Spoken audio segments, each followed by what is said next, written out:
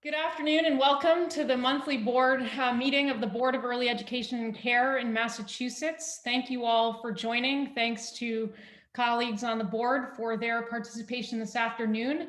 We have a very full and robust and in many ways exciting agenda that represents a lot of work over the last many months, and I think in many ways a very nice culmination of this fiscal year. And as we continue to transition out of the pandemic, by no means over, and certainly lots of vigilance day to day. And we thank our providers for continuing to do this hard work through such a difficult and challenging time. But we are also daily reminded of your resilience and your commitment to the field and to children and families, and we couldn't be more grateful.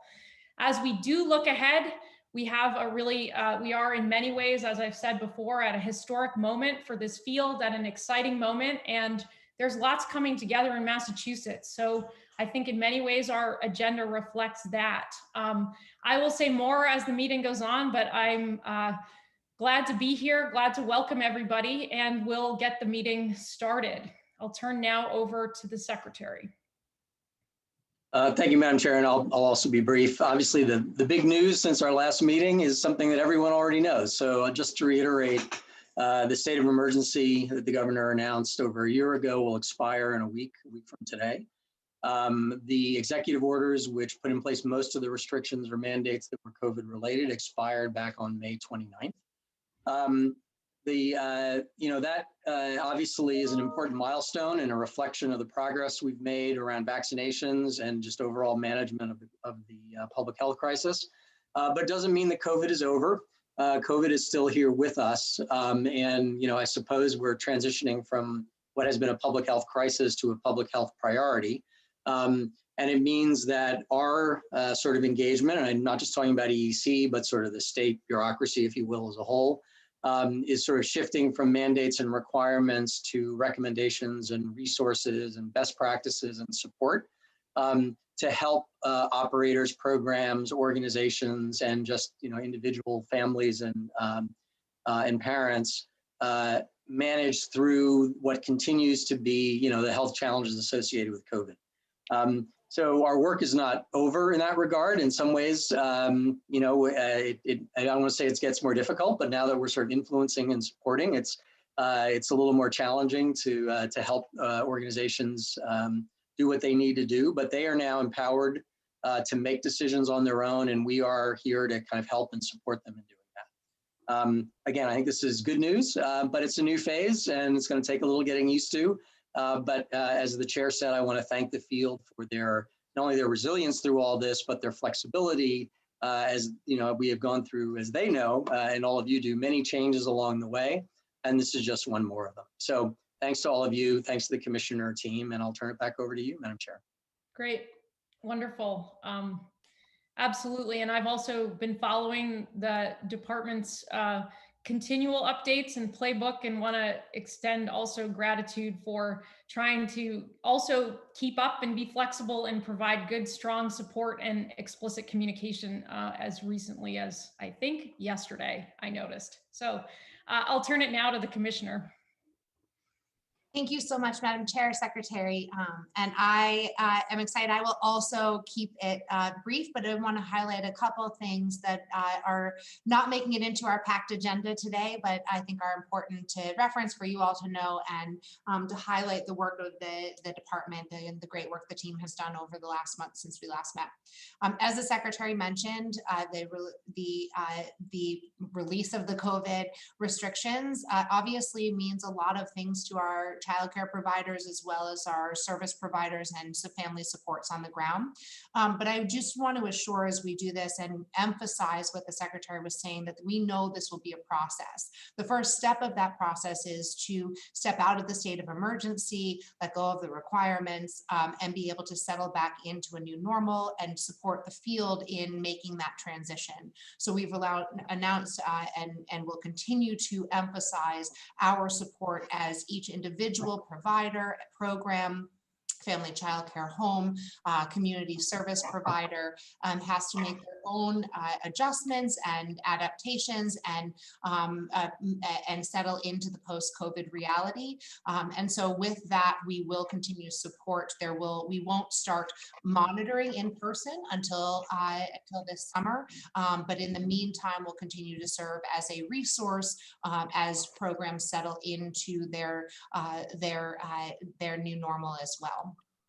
So I wanted to emphasize that because I know this can feel when you step out of a state of emergency like we are flipping a switch, but I want to assure people that that will not be the approach we are taking, and that we will continue to support people through this transition and recognize that the transition will take time, and it is our role to help make sure that people are supported through the time they need.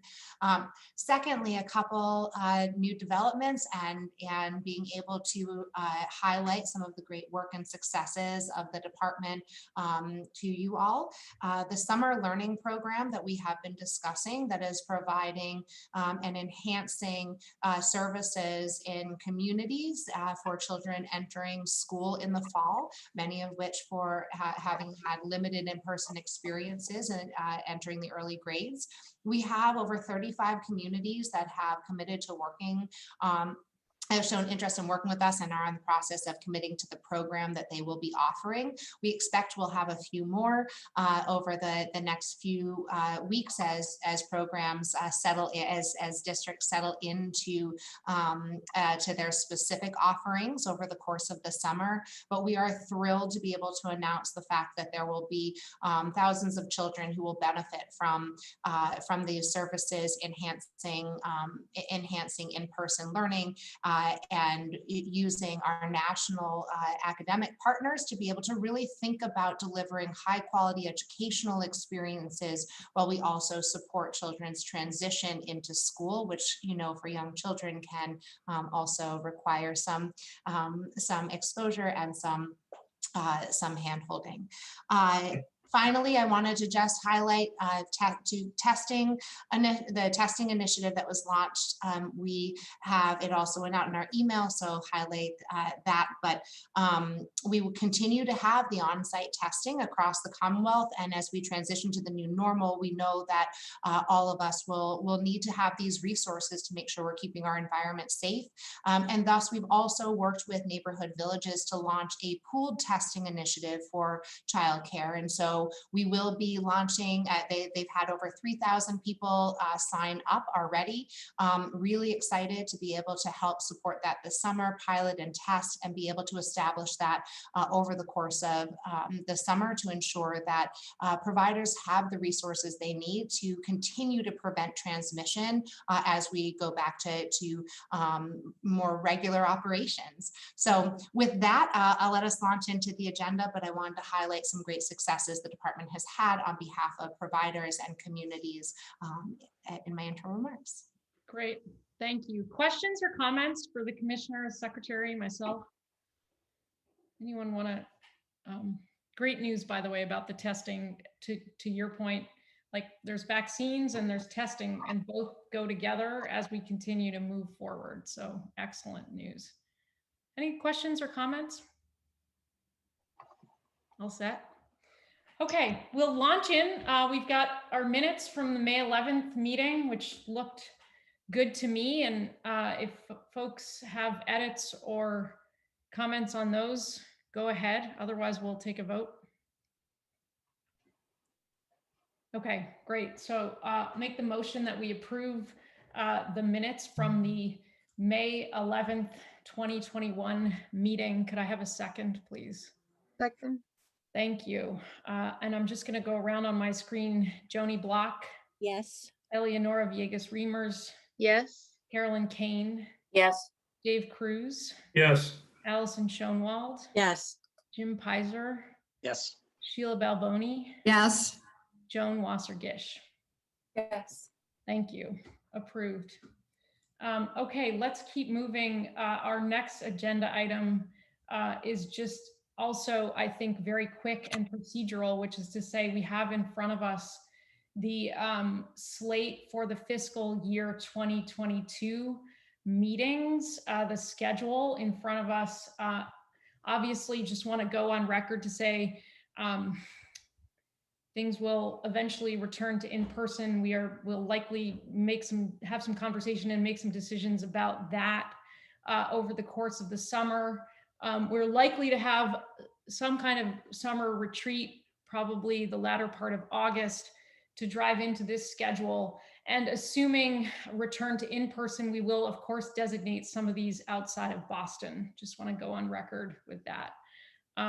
Any comments or questions about the slate of meetings? Okay, great. I have a question. Uh-huh. Since remote is so much more convenient, is there going to be an option now that we realize we really save so much time by not traveling to continue to have a remote option? It's a good question. I could pitch that one over. We could just take it as a question and come back to you unless the secretary has a view on this point. So there is a bill pending with the legislature that would extend the period at least through September for virtual board meetings. And it is likely that the legislature will take this matter up in terms of whether there is a longer term change in policy that they're prepared to adopt. But it will take legislation in order to change the statutory requirement for in-person meetings. Thanks for raising that, Allison. Any other comments or questions? There are, Okay. Madam Chair, just to clarify, there are provisions made under existing law for individual members to participate remotely. There are restrictions on what can happen and how the meetings are managed, but nonetheless, that doesn't go away. But in terms of virtual meetings where a quorum is not physically present, that is going to require some statutory change in order to, either relax those standards and make them more flexible for boards to determine on their own, or to, have a more blanket policy.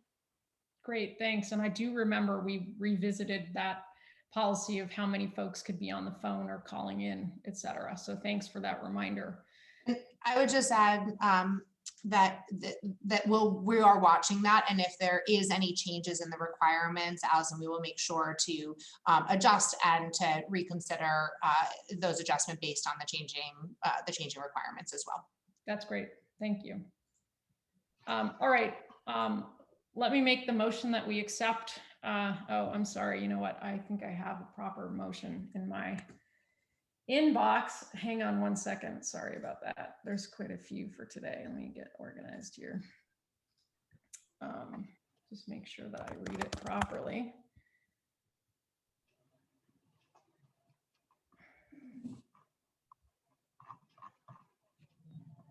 Here we go.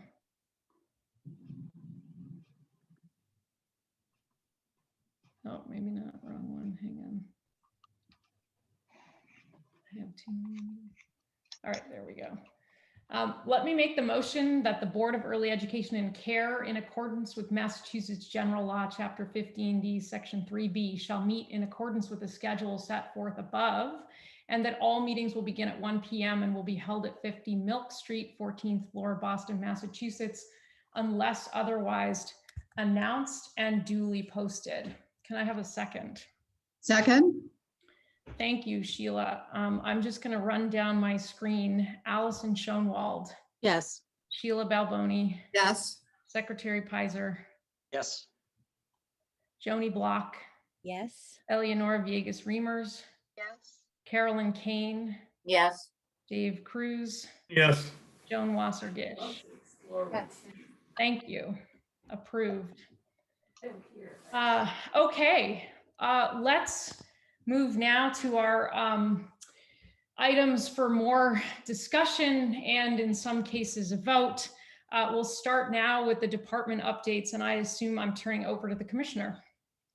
Absolutely. Thank you so much, Madam Chair.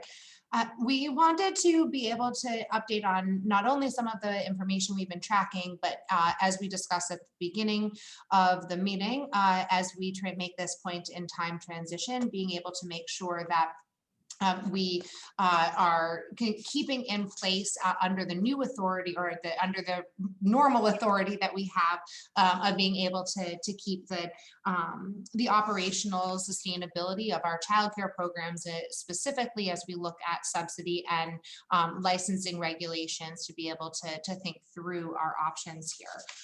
So I wanted to be able to point out, we do have some increases since our last time we had looked at the numbers of childcare returning to operations. And so these numbers have gone up slightly, and I think that's heartening and continues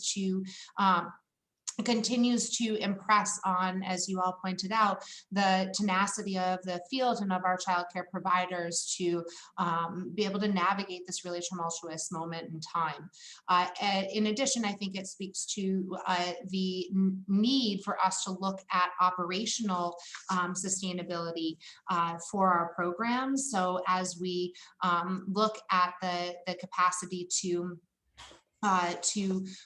sustain these programs, of being able to understand the short and the long-term pressures, the short term of being able to address the sustainability and the viability of financial operations that we'll talk about a little bit later today. But also you have, as we have been keenly aware and eyeing the economic and employment trends for the Commonwealth and for the country, of being able to understand what the new needs of childcare will be as we progress and as we move through the recovery period. So we just continue to have continue to hear, although we have not gotten any updated self-reported numbers, we continue to hear the operational pressures, even as we return to normal, of workforce shortages, of enrollment fluctuations, enrollment changes in the demand of different age groups changing as parents return to work and negotiate their own needs and their own care requirements. So moving on to the next slide, I wanted to also say what we have done as we look ahead in the next sections of the agenda, what we have done to really try to address some of the specific operational capacity or operational financing for our programs. So as you all remember, and I will just recap quickly where these funds are coming from, we have the operational reserve that was set up in our budget this year, where our caseload dollars, which we knew would be fluctuating and would not be able to deploy the dollars through a per child funding model. The legislature set up an operational reserve that would transfer the underspend and allow us to deploy that differently.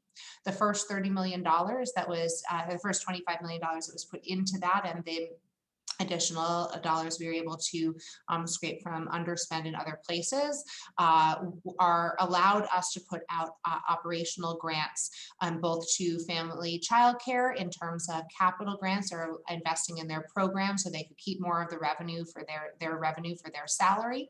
And again, really specifically with the group and school age programs, of looking to address the workforce compensation challenges that they've struggled with throughout the course of the year. I really want to highlight a couple things. You have the data in front of you about where we are in the grant process, as well as the PCG who has been managing the grant and the outreach for us. I want to highlight the fact that this has been an incredible learning experience for us. I'm not sure, having spent the morning talking with some of my colleagues across the country that are also trying to deploy money differently. The ability to get government is not designed to get money out the door incredibly fast in a urgent crisis, and so the ability to be able to not only start something up, do something in a new way, but do so urgently.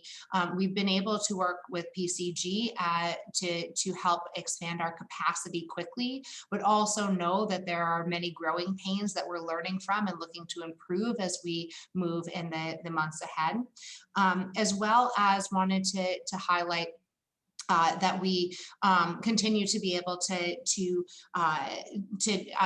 we have extended the deadline for this because we know that providers themselves also are on a learning curve of how to apply and where some of the final the processes are, and so have been able to be as flexible as possible, not only in the process but also in how providers are able to spend these dollars, something that we are learning from and will continue to integrate into our future efforts of deploying new financing strategies to be able to help programs recover. I also wanted to highlight on the next slide what it is exactly that we are expecting to maintain over the course of the year, the course of the summer, to be able to make sure that we have really robust conversations around sustainnability. So we have been looking with the state of emergency, as you all will remember. We were working under multiple executive orders that gave EEC different and new authority in terms of deploying health and safety requirements, foregoing regulations that stood in the way of being able to put in the operational, the new requirements that needed to be put in place for operations during this time. And as we come out of the emergency, the authority EEC has is still to be able to waive enforcement on specific regulations that might stand in the way, although the ability to waive regulations as a whole goes away. And so we have been very thoughtful about culling through these questions one by one, being able to understand where there is a waiving of an enforcement or a waiving or be able to really invest in continued sustainability over the course of the year, or over the course of the summer, as we anticipate what the year ahead will actually bring. So I want to point out with our subsidies, what we have tried to do is ensure that we can continue the flexibility for families who may be struggling with employment, may be struggling with their own health considerations. And so want to be able to make sure that we have that in place for them throughout the summer. As we see enrollment start to hopefully stabilize in our subsidy program, we'll be reconsidering these over the course of the summer, along with our revised subsidy regulations, as you know, and be able to continue to work with you on what long-term changes might need to be made. That said, we also are awaiting the legislative budget, which has some different language around parent fee requirements, and we'll talk about that a little bit later today. But that will drive the timeline for our parent co-pays starting back up, and we'll wait for that. We'll wait for some finalization before making a final decision on that. On the licensing side, again, I had mentioned at the beginning of the meeting of being able to not start visits immediately, but be able to thoughtfully respond to programs and approach our monitoring visits with revised protocols for our teams who will be going into many family homes, for example, making sure it's appropriate to continue to keep those places safe. We also have made many improvements actually during COVID of being able to eliminate some of the barriers for programs who are trying to start up or change their space and want to keep those in place and be able to continue to have some expedited processes for programs who are also trying to meet the needs of their communities very quickly. We will continue, as I mentioned, continue to provide their support, and there are certain regulations we're currently working through, things like teeth brushing, which during this time has an added health liability that we would like to provide programs the flexibility But I want to highlight two things on the regulations specifically. One, we will be looking at certain health and safety regulations and making sure that flexibility is there, waiving enforcement when it doesn't jeopardize the overall health and safety of our children and families and workforce, and focusing on that. And so that is coming out in the next weeks. We are aggressively looking through it and looking forward to communicating to the field as we progress the details of what they can expect. However, I also want to point out that our current regulations do require programs to have policies in place to implement health and safety protocols and communicate those to parents. And our strategy, knowing that as we head back to post-COVID conditions, as we head into post-COVID conditions, that every community, every program, and every suite of families and children and educators that are in these spaces have a different set of needs and a different set of dynamics that we need to negotiate. And so our approach will continue to be, as we move forward, to support our programs in implementing their policies. So if there is a desire to keep a COVID attestation or screening process as a policy at a program level, where the month of June will allow them to write those policies, move through their policy process, communicate to parents, and we will continue to support our programs in implementing and negotiating the operations of those policies as we progress. So I wanted to highlight that because I know that many programs are concerned, and we highly encourage them to consider what is right for their specific facility, and we will absolutely support them in implementing properly vetted and communicated policies that meet the needs of their specific facility. Finally, one of the things that I know we talked about in terms of the board regulations and thinking going forward, but are taking this opportunity to think deeply about where we can start to set and remove some barriers for the workforce specifically. So we've talked about the fact that our workforce requirements, regulations are embedded in our licensing regulations, which is really difficult to then negotiate as an educator separately from the program you're working in. One of the things we're really looking at is that there's an opportunity to streamline and support programs with some of the modifications that we've made to our workforce requirements by waiving enforcement in the regulations and really looking at supporting our workforce in an entry point, knowing that so many programs have been unable to open capacity due to the fact that there are such workforce shortages across the landscape. I want to be clear that this is also a very difficult needle to thread, because of course we do not want to jeopardize the long-term outcomes of our children by lowering workforce standards to the point where we don't deliver the kind of services that really support children's development and families' engagement in that.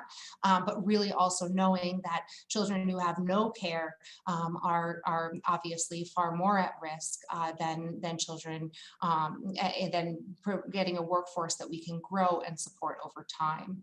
And so we are balancing those decisions. I want to let you all know that you can expect to hear in the upcoming weeks much more detail as we work through myriads of documents and protocols that need to be gone through to be able to return back to a non-state of emergency, and that will be coming out weekly communications to the field to make sure that everyone knows where we are, where is updated, and what they can expect as we know and solidify things with our partners across the state.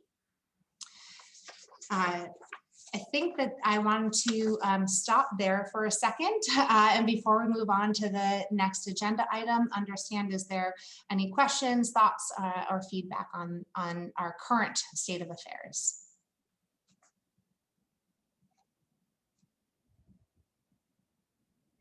Questions or comments for the commissioner on this front? That's a very comprehensive update. There's certainly a lot going on, but it seems to be headed in the right direction. Joni.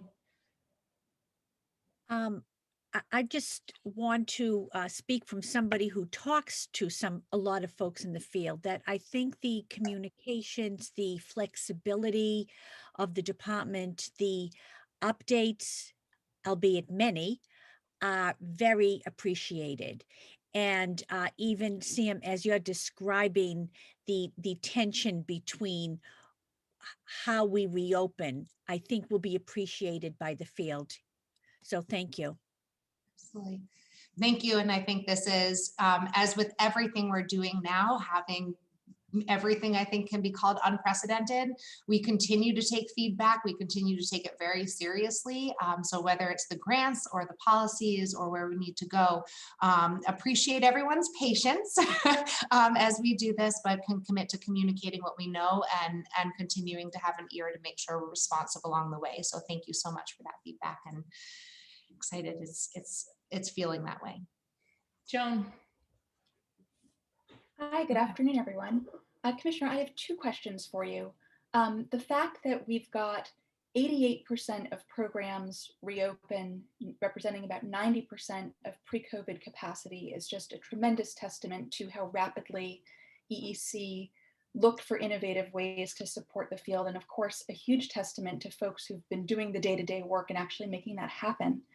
I know that a lot of that recovery is uneven across the Commonwealth. And I know that with grants and other mechanisms that are really designed to encourage stability and reopening, we've been using different kinds of criteria, but I'm wondering to what extent you're looking at supporting regional capacity. Like I noticed that Western Massachusetts in particular is significantly below the state average and significantly below other regions.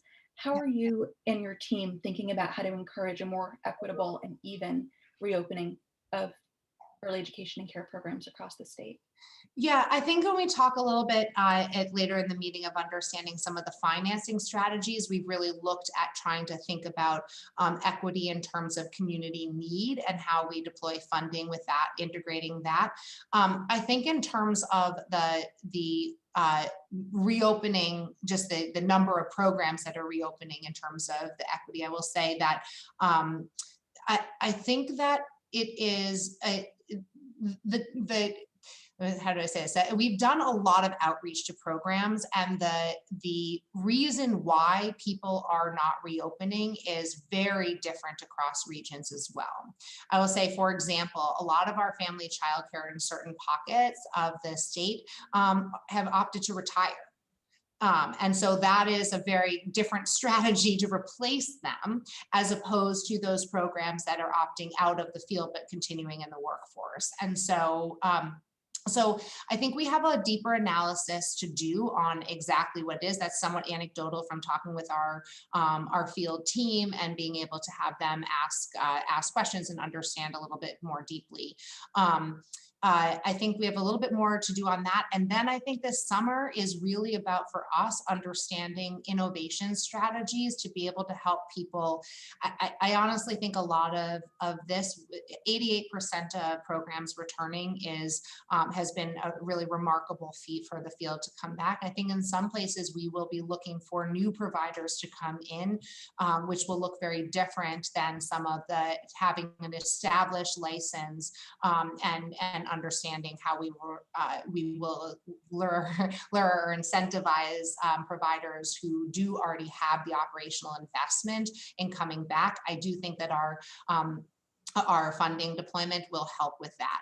I also think that when we look at the financing strategies of being able to understand funding that can be accessible to all providers, we'll make sure that we are, for the first time, really assessing how any financial incentive can impact a reopening decision. So much of the money that we have put out has been limited to certain providers by legislative language, and so it's been a little bit more difficult to get a full swath of, if we could try to address the field as a whole, what kind of strategies could we use on the financing? And I think the federal funding that requires us to put money to the entire field will offer us an opportunity to get a new lens on that, and dig deeper into what kind of innovation might be more relevant for specific types of providers and specific types of communities. Thank you. I had my second question, if I can just jump in real quick. And that is, I appreciate that you highlighted how difficult it is really to balance responding to the absolute need to allow programs to hire as expeditiously as possible in order to open classrooms, in order to serve children and families who need access to care, while also really keeping the focus on quality. And so my question is, where there have been waivers of traditional staff qualifications and coursework requirements, is there at least an expectation that those things would be pursued by incoming staff with, within a certain time frame or some other set of expectations that make clear that quality continues to be an important part of the hiring picture? Yeah, I think that let me say it this way, the regulations as designed don't necessarily allow the flexibility to set that kind of expectation. And I think that's where we really want to address aggressively the fact that if we do make these waivers, to your point, Joan, that this is an understanding that there will be a progression to stay in the field, and this is an entry point, but not a final point. But we also want to be sensitive to the point that this is by putting too many onerous requirements up front, we are limiting our providers' ability to recruit people into the field. So trying to understand what is an appropriate time frame, what is appropriate type of progression. And honestly, in the context of, as you all know and are intimately familiar with, in the context of redesigning an educator expectation credential that will really build much more solid structure and pathways and lattice. And so trying to make some of those initial inroads without getting ahead of the long-term work or where the community's feedback is coming based on iterations of that thinking. And so I think this is I will say, for example, human growth and development is a great example that has been an entry point to the field. We provide a lot of flexibility on that over the course of COVID, and making some decisions about how does that flexibility not jeopardize and become a floor that stymies people from taking the next step and being able to do the qualification, be able to increase their qualifications. But also does not, that we're able to provide as much access as possible to that one barrier to entry so that we are able to really get people in the door. I think this is one of the most difficult things to do across the country right now. There is workforce shortages across the country, but I think also across industries. And if we look, we've talked about, in fact, that I referenced in the first slide, of what we recognize is that getting women back in the workforce is critical to economic recovery, but so much of our care economy is driven by women, a driven workforce. And so the trade-offs that they're making right now of being able to go back to the workforce and the cost of care to replace themselves becomes a really difficult decision-making. And so how do we make that easier, but also make it feel like a career pathway and not just a part-time job? Sheila, go ahead. Commissioner, thank you for recognizing that recruitment of staff is probably the biggest obstacle that childcare has right now to reopening. And sort of, while it's wonderful that we're talking about a 90% reopening of programs, I'm wondering, do we have any up-to-date data on how many of these are fully enrolled, or what the enrollment status is of these programs? We don't, because as you remember, we don't actually collect enrollment data for programs outside of our subsidies, and even our subsidy information is about 2 months, 6 weeks in arrears. And so we are fully reliant on self-report, and we have just been unable to get enough data to feel like that's a reliable number. So unfortunately, we don't have that, but I think that what we've been hearing anecdotally is we have been seeing increased demand for preschool in our programs, and decreasing demand for school age. But again, that's anecdotally, and so I'm sure there's many programs listening that will say that doesn't resonate with my experience.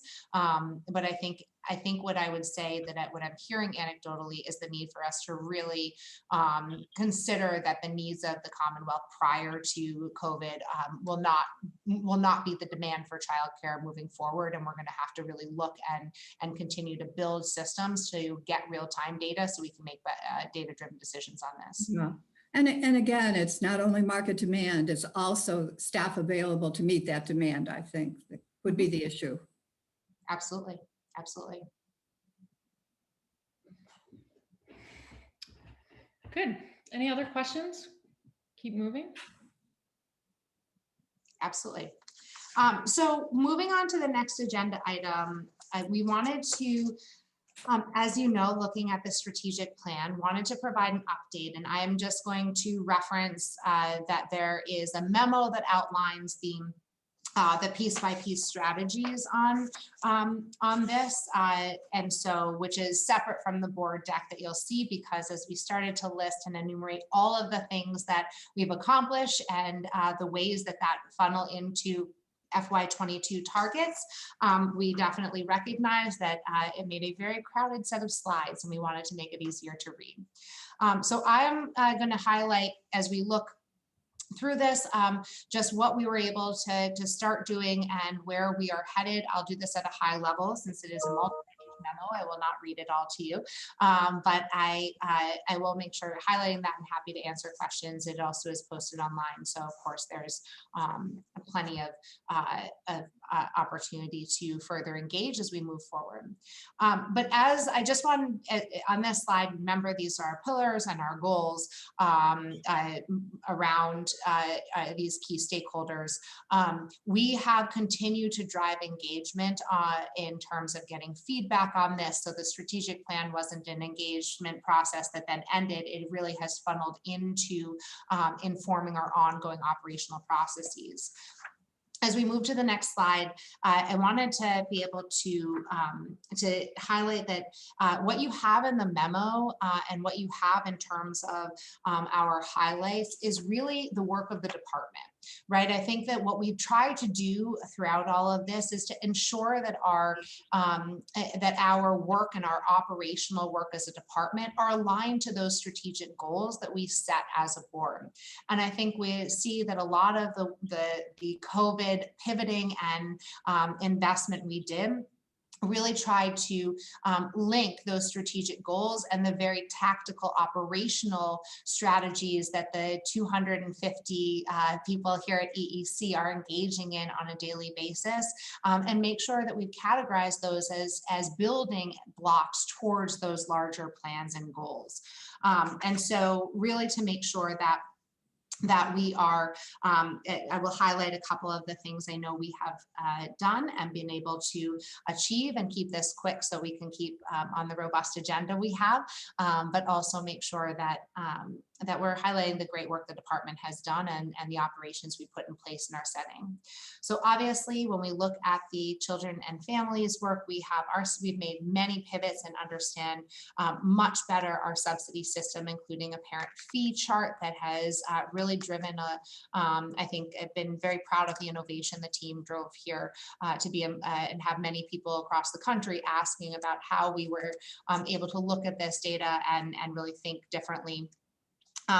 And really understand that our work at for children and families is not just about childcare access, which of course affordability of childcare is a critical resource to families, but is about that investment in children and families and the communities that serve them in robust ways, and making sure that they don't only have out-of-home care, but that there is also a network of support for families, particularly those families that may need additional additional support to support their children. So in doing that, we partner with WGBH, we partner with United Way, and we've started over the course of COVID of really being able to pilot some innovative ways of looking at supporting communities and supporting programs that we hope to learn from and continue to drive towards our FY22 operations that will teach us where and how these investments can be most impactful in being able to provide access for families in the subsidy system, but also provide the community support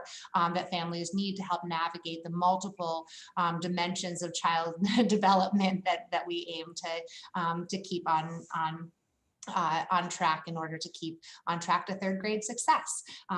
So I think over the next year, we look really to try to build from those, understand the childcare access regulations, as you know, understand our community investments, and ensure that we are also setting really clear guidelines of how we communicate on track to third grade success, so we can continue to use that as an accountability metric for ourselves to help make sure communities have the resources they need.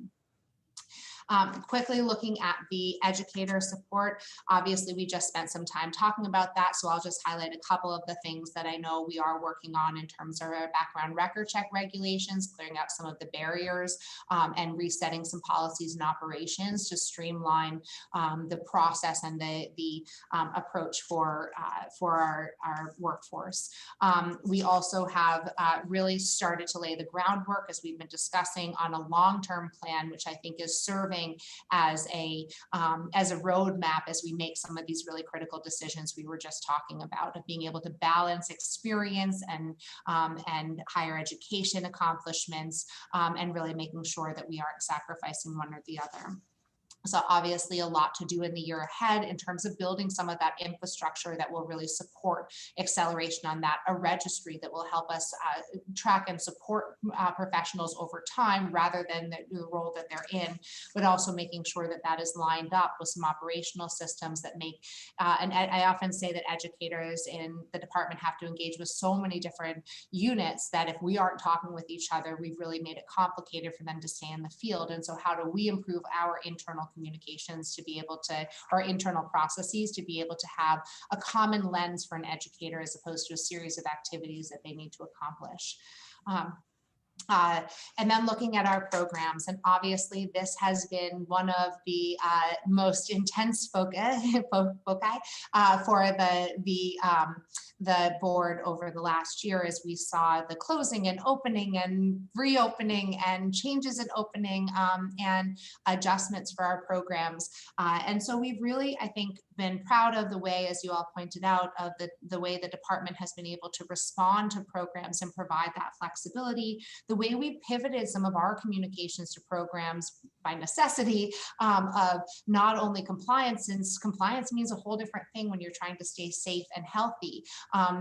And so really trying to, amidst a pandemic, and so really trying to change the way that we have supported and communicated with programs as a sustainability strategy, but also has taught us a lot. We've also really, with the pivot, been able to move away from a point in time application for quality and think about quality more comprehensively in our licensing approach. And launch some key initiatives that will really help make sure that we are learning actively from pilots about how programs with different criteria, with different priorities, with different configurations of funding and of ages and classroom structures, our family childcare enrollment structures, that will really make sure that that we're learning about the kinds of targeted specific quality supports that are needed for specific programs, and not taking a one-size-fits-all approach, but really understanding where we're using data to drive the specific interventions. And then obviously being able to tie those expectations to the way we're envisioning our funding structures and the way we need to make financing decisions for long-term sustainability and transformation in the field. So our work over the course of the year will focus on building on that, learning from this, and making sure that not only do we continue on the path of redefining an approach to quality that integrates into licensing, but really also making sure that we don't expect our programs to be universal interventions for children, but building those targeted supports that they will rely on to provide the information or the services that children need individually. Finally, I'll highlight the system work that we've done.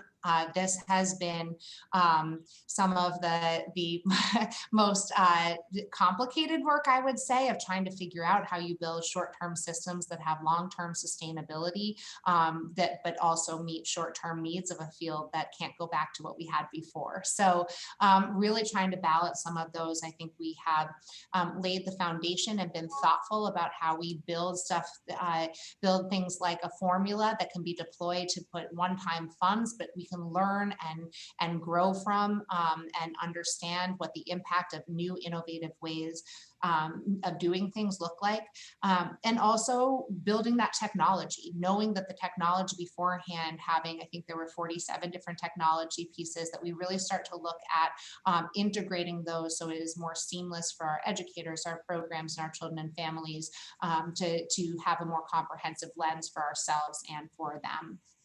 So we'll continue on that work, of course. I think that will both look at our investment in the federal investment and how we learn from some of that work, but also really how we plan for the transformation ahead will really be informed by our ongoing listening, our ongoing engagement with the field, building systems of feedback loops so that we can make sure that as we make these investments, as we make as we consider regulations and regulatory change, that there are opportunities for the field to weigh in, and that we have found multiple different avenues for that, and excited to continue really making sure that that is a robust part of our work.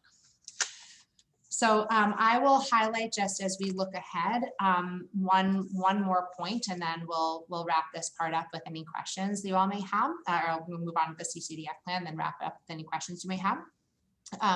This is obviously a overarching, overwhelming amount of departmental work that is going to take multiple strategies and multiple iterations to build as comprehensively as we need to. So I just want to highlight that as you have in here, not only are these operational changes, thinking about the communication internally and change management necessary to achieve these, but also being able to look at really bringing in new data as we think about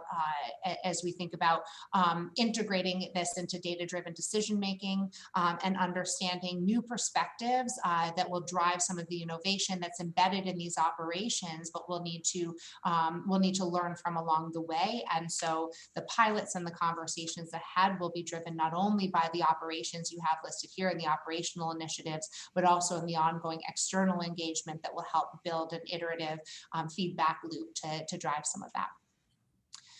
I'm going to move on and talk about the CCDF plan quickly, because these are intimately linked in the way that we have been proceeding, and then I'll stop for questions. Obviously, as I said, what you have in the strategic plan is an overarching approach to department operations and the engagement with the field. What the CCDF plan requires is for us to drive a conversation specifically to our subsidized and our subsidy programs and our subsidy processes that obviously integrates with licensing and our larger child care initiatives, but is a component of that as well. We do see this as a living document, as the feds do, and while we are required to put it to the feds every 3 years, we submit many amendments along the way as things change, and I want to highlight that we definitely intend, as you see the list of things we will be working on operationally, to submit amendments along the way, and we'll continue to engage the field. This has been, if we move on to the next slide, I'll just give a quick summary of how much engagement and what our engagement is going forward on this. We have obviously had a significant amount of engagement in our planning for our operational approach to the department overall, and integrated that robustly into the plan itself, in both capturing where we are right now, but also alluding to where we are going with some of these plans and building these initiatives. We know that this is, given the fact that we are in the midst of this unprecedented moment in time and transition. We know that this was a quick turnaround, both for us and for the field to get into this. So while we did have these public engagement and hearing process that met the criteria of the rules, I think what we want to do, having put this out, is recognize that this is an ongoing process. So we will continue to take feedback. It is due June 30th.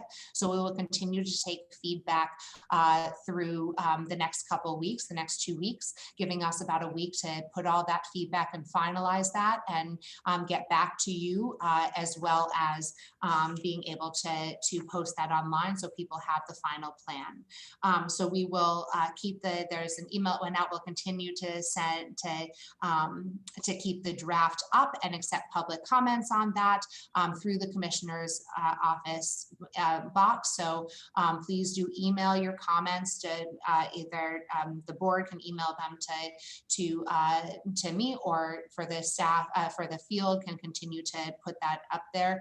And again, the 28th, we will finalize the plan and post that before submitting on June 30th.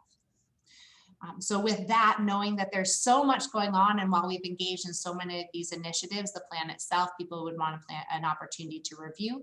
I will say that we've gotten largely positive feedback. You got a summary of the public comment at the beginning of the, before the meeting. I think most of the critique we've had is around the process itself, and being responsive to that, we want to make sure that there is plenty of time to continue to give us feedback on the content of the plan over the next couple of weeks, and we will be very happy to take that prior to submitting that. Thanks, Commissioner. Joan, go ahead and jump in. So as I'm sure you saw, Greater Boston Legal Services submitted a public comment noting that in their view, the process was insufficient because of lack of notice and a public hearing. And I'm wondering whether there's any reason why EEC cannot institute a public hearing in the next couple of weeks in time for this plan. Oh, submission. we did do a public hearing. We did 2 public hearings, and we had 150 people registered and involved, which is honestly many more people than they've had in previous plans, where we've had 6 or 7 people at a public hearing. So I think that we've actually been able to do that. I think there's some confusion on what the public hearing process is. Our process certainly met the public hearing requirement, and very happy to take additional feedback along the way. And if it seems that the feedback, we just haven't received any content-oriented feedback, just process. So if there does seem to be content-oriented feedback that would require a deeper conversation, be very happy to have that too. Has there been opportunity to review the plan in order to provide that substantive feedback? Yeah, it has been posted online and sent out as of a week and a half ago. I can give you the exact date it was posted online. And we sent another email today with a link to that and asking for additional feedback and making it clear that we would continue to accept that for 2 more weeks. I think what we read in that, Joan, to your point of this, is that it clearly wasn't clear enough that we were continuing to accept feedback after the hearing. And so we sent out a clarification that people should continue to provide us feedback. It was posted on June 2nd online. Oh, sorry, it was posted on June 1st and the hearing was on June 2nd. So I think the critique was that day turnaround for the hearing. There was an additional hearing a couple days later. But they're on the same day, but they we can absolutely do a second hearing. I'll be honest that we had almost 149 people register, and it was so much more than previous years. I think we just and we haven't gotten any content feedback. We wanted an opportunity for people to be able to dig in and provide written feedback to us. That sounds great. So net field will continue to be able to provide input. We could too for the next couple of weeks. Then you'll take a week to do any revisions and go from there. Yeah, and just to be clear, just when I say the difference between the engagement, the last public hearing process 3 years ago, there was only 1 person who participated. So the magnitude of that public hearing versus this, we felt like 150 felt good. If there's a need for another one, we absolutely can plan that again. Yeah, that sounds great. I mean, certainly what I noticed is that you're cultivating a lot of dialogue with the field, a lot of engagement and discussion about the work. And I do think part of it too is there is a lot happening. So let's just make sure there's early and often around communication with the field about the various pieces, because there are certainly lots, and that's just a real consequence of this particular time we're living through. Anyone else? Any more other comments?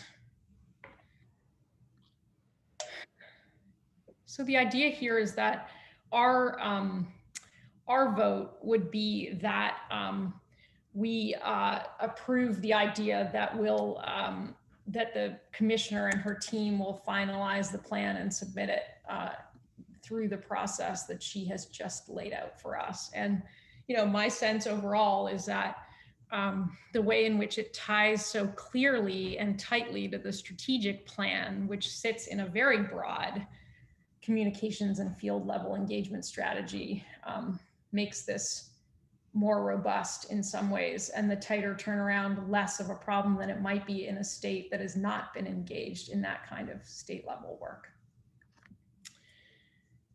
Questions or comments before we vote? Everybody good? All right, let me make the motion that the board, subject to revision by the commissioner based on additional feedback, approves the department's process to finalize the Commonwealth CCDF state plan for federal fiscal years 2022 to 2024 and authorizes the department to submit the finalized CCDF state plan to the Administration for Children and Families on or before June 30th, 2021 on its behalf. Second. Thank you, Carolyn. Let me just move through my screen. Carolyn Kane. Yes. Joni Block. Yes. Eleonora Viegas-Reimers. Yes. Sheila Balboni. Yes. Joan Wasser-Gish. Yes. David Cruz. Yes. Secretary Pizer. Yes. Nikki Ruiz, welcome. Yes. Thank you. Approved. Thank you, Commissioner. Seems like a good plan, and we'll certainly keep in touch. And I know. approve also. Oh, I'm sorry, I missed Allison Schoenwald. Okay. Sometimes the thing jumps around. I'm sorry, I missed you. All right, approved actually by the whole board who's here today. And I know the commissioner, you'll flag for us anything that comes up that might change the process. Let's keep strategy at the core and good communication, and we'll go from there. Absolutely. And very happy, I think, to Joan's point of the public comment we've received, we will be meeting with Greater Boston Legal Services later this week, and excited to have their specific feedback. And of course, any other groups that feel that the representation would warrant some additional nuance. Very happy to have some of that as well. And so thank you for the approval on the process. We will make sure to keep you all updated and to get a version with the highlights, the changes in the public comment we received as we finalize towards June 28th.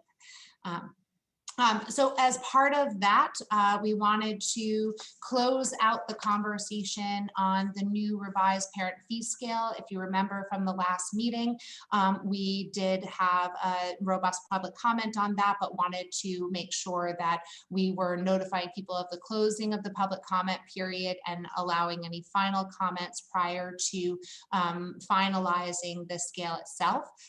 As I mentioned towards the beginning of the meeting, we are in a process right now where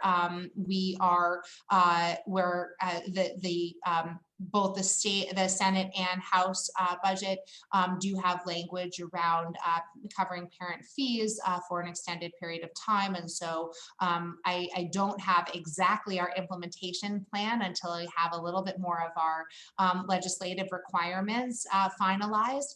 But we are aggressively working to implement and put in place this new parent fee scale, but wanted to, in closing of the CCDF plan and incorporating this new innovative strategy into our state plan, wanted to finalize the vote on the scale itself for our implementation. Looking to have a vote. Nothing has changed. You all have the public comment and the summary of all of that. None of that has changed since the last board meeting, but wanted to put it all in one place as we make this final vote. Yeah, great. Thank you. Questions or comments before we vote? I know we had a good discussion about this last meeting. Any other comments or questions? All right, and we will keep moving. Let me make the motion that the Board of Early Education and Care, in accordance with Massachusetts General Law, Chapter 15D, Section 2, and Chapter 73 of Chapter 227 of the Acts of 2020, hereby approves the Commissioner establishing and implementing the proposed revised parent fee scale. Can I get a second? Second. Thank you, Nikki. All right, I'm going to do this here again. Nikki Ruiz de Luzariaga, nice to see you. Yes. Joni Block, Yes. Eleonora Viegas Reimers, Yes. Allison Schoenwald, Yes. Sheila Balboni, Yes. Joan Wasser-Gish, Yes. David Cruz, Yes. Secretary Pizer, Yes. Carolyn Kane. Yes. Great, approved.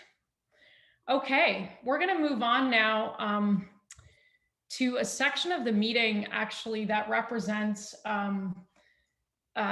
in the sense, building from the discussion of the strategic plan. This section is designed to really connect to the Commissioner's review from late 2020, and also to ensure that we, as a board, as a matter of practice, periodically carve out the time and space to reflect and look ahead through that strategic lens, with a focus on the agency and especially its leadership.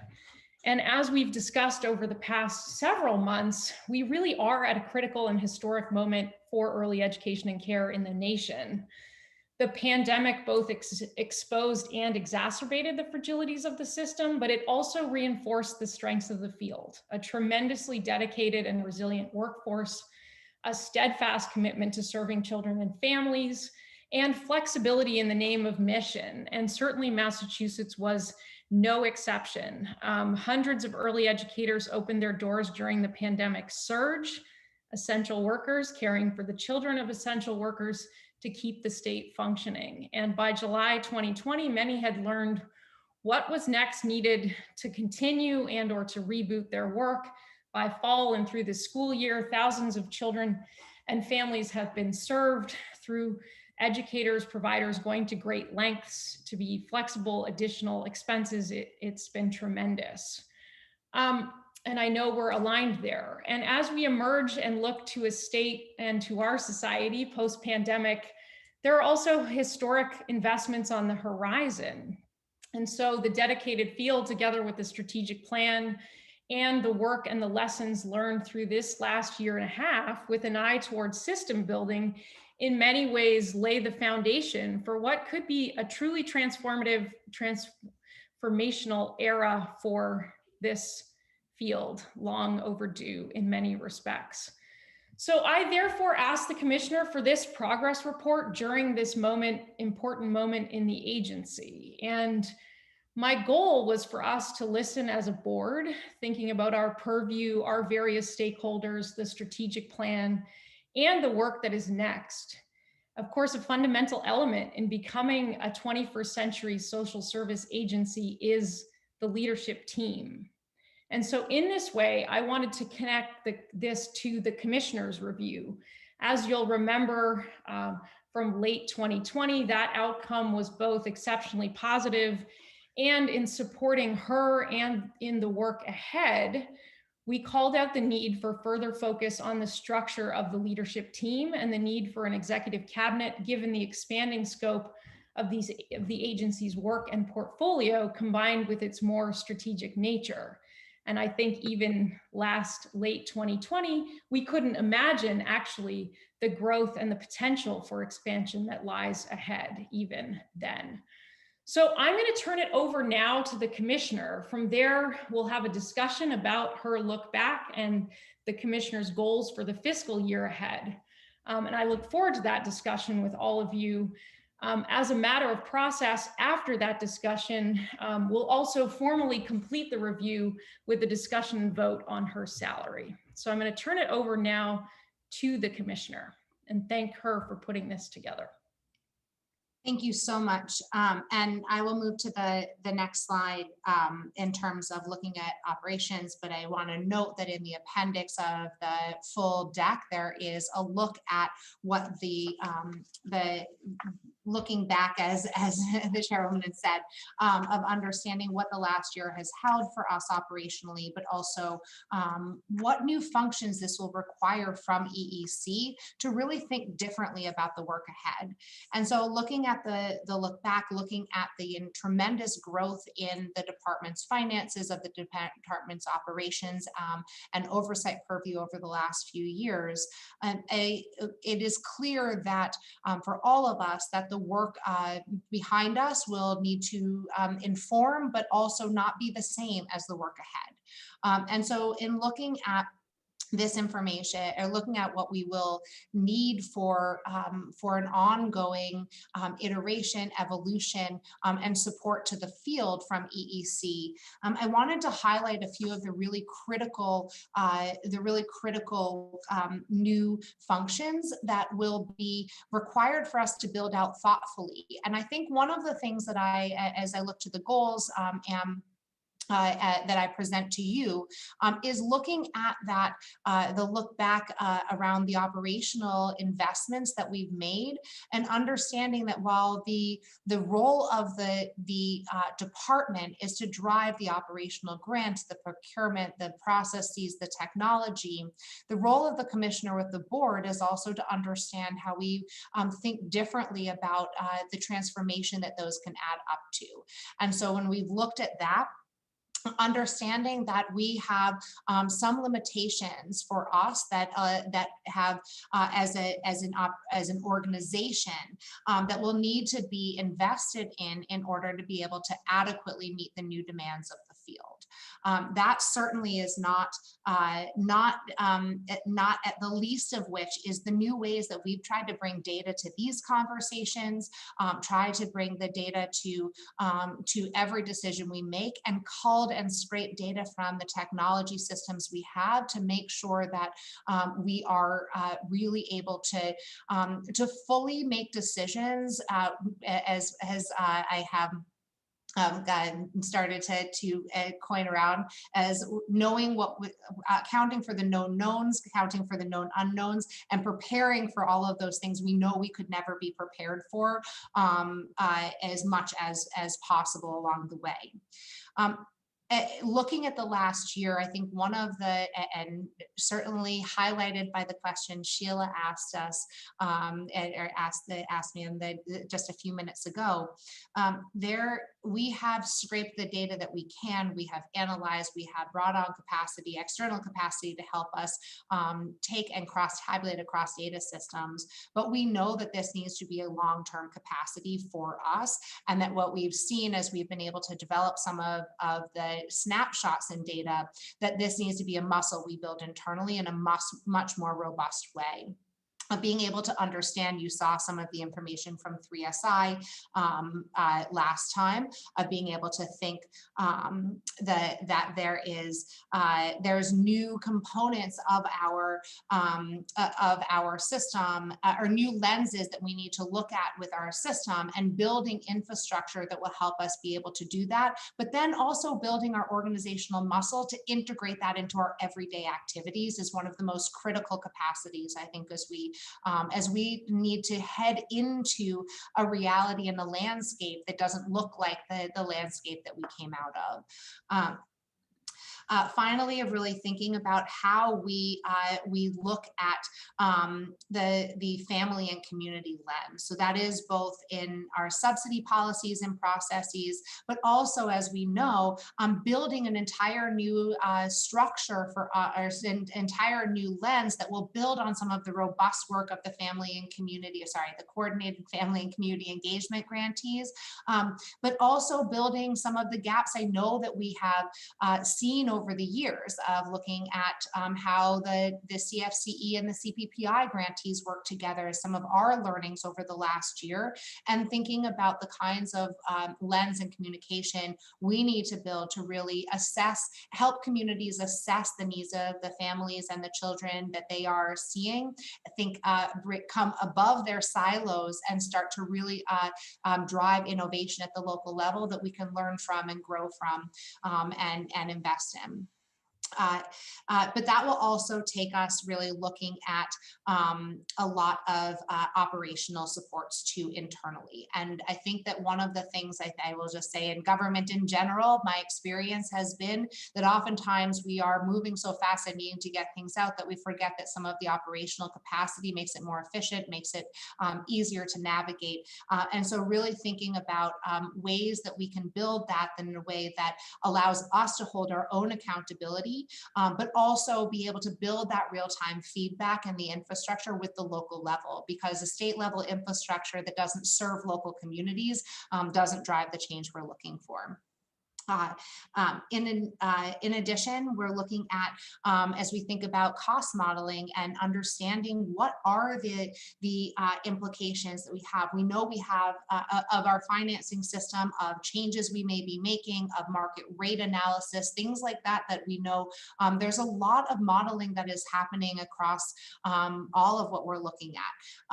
The Economic Review Commission, of course, is intimately involved in understanding the finances of EEC investments and programs in childcare in particular, and early education and care more broadly, and really understanding as we make investments, what are the impacts of that, and what do we think through. But then understanding that, and we've talked about this, so I won't spend so much time on the program and educator supports. I'm going to skip over the innovation for 1 second because I think that's a key component.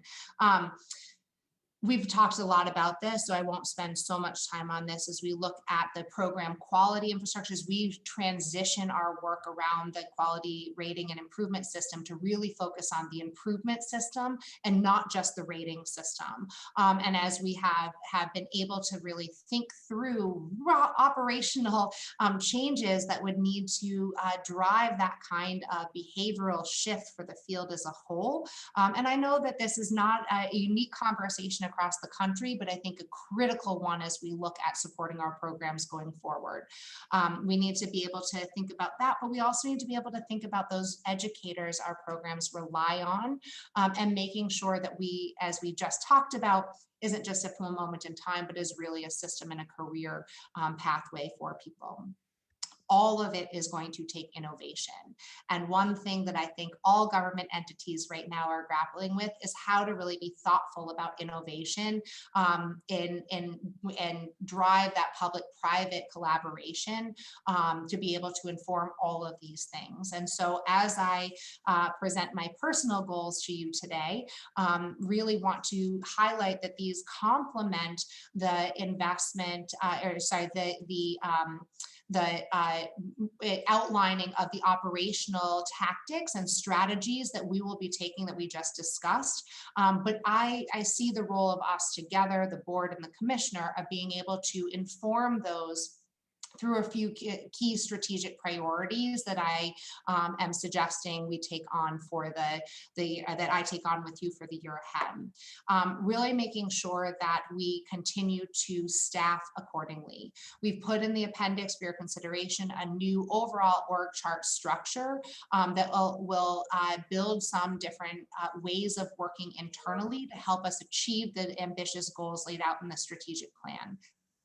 And so put that forward as an investment that we need to make, but knowing that in order for that to be achieved, to be fully achieved, that we need to recruit, that we need to strategize on the functions and make sure that we are also building that internal arm, those internal routines of collaboration across those divisions, that the perfect org chart doesn't matter if it's not coupled with the practices that bring that to life. And so our commitment and my commitment to be able to both staff, but also to staff with those who will have intentionality about bringing the internal collaboration that can drive and model for the external field of what we hope becomes a systemic approach to a holistic support for children and families.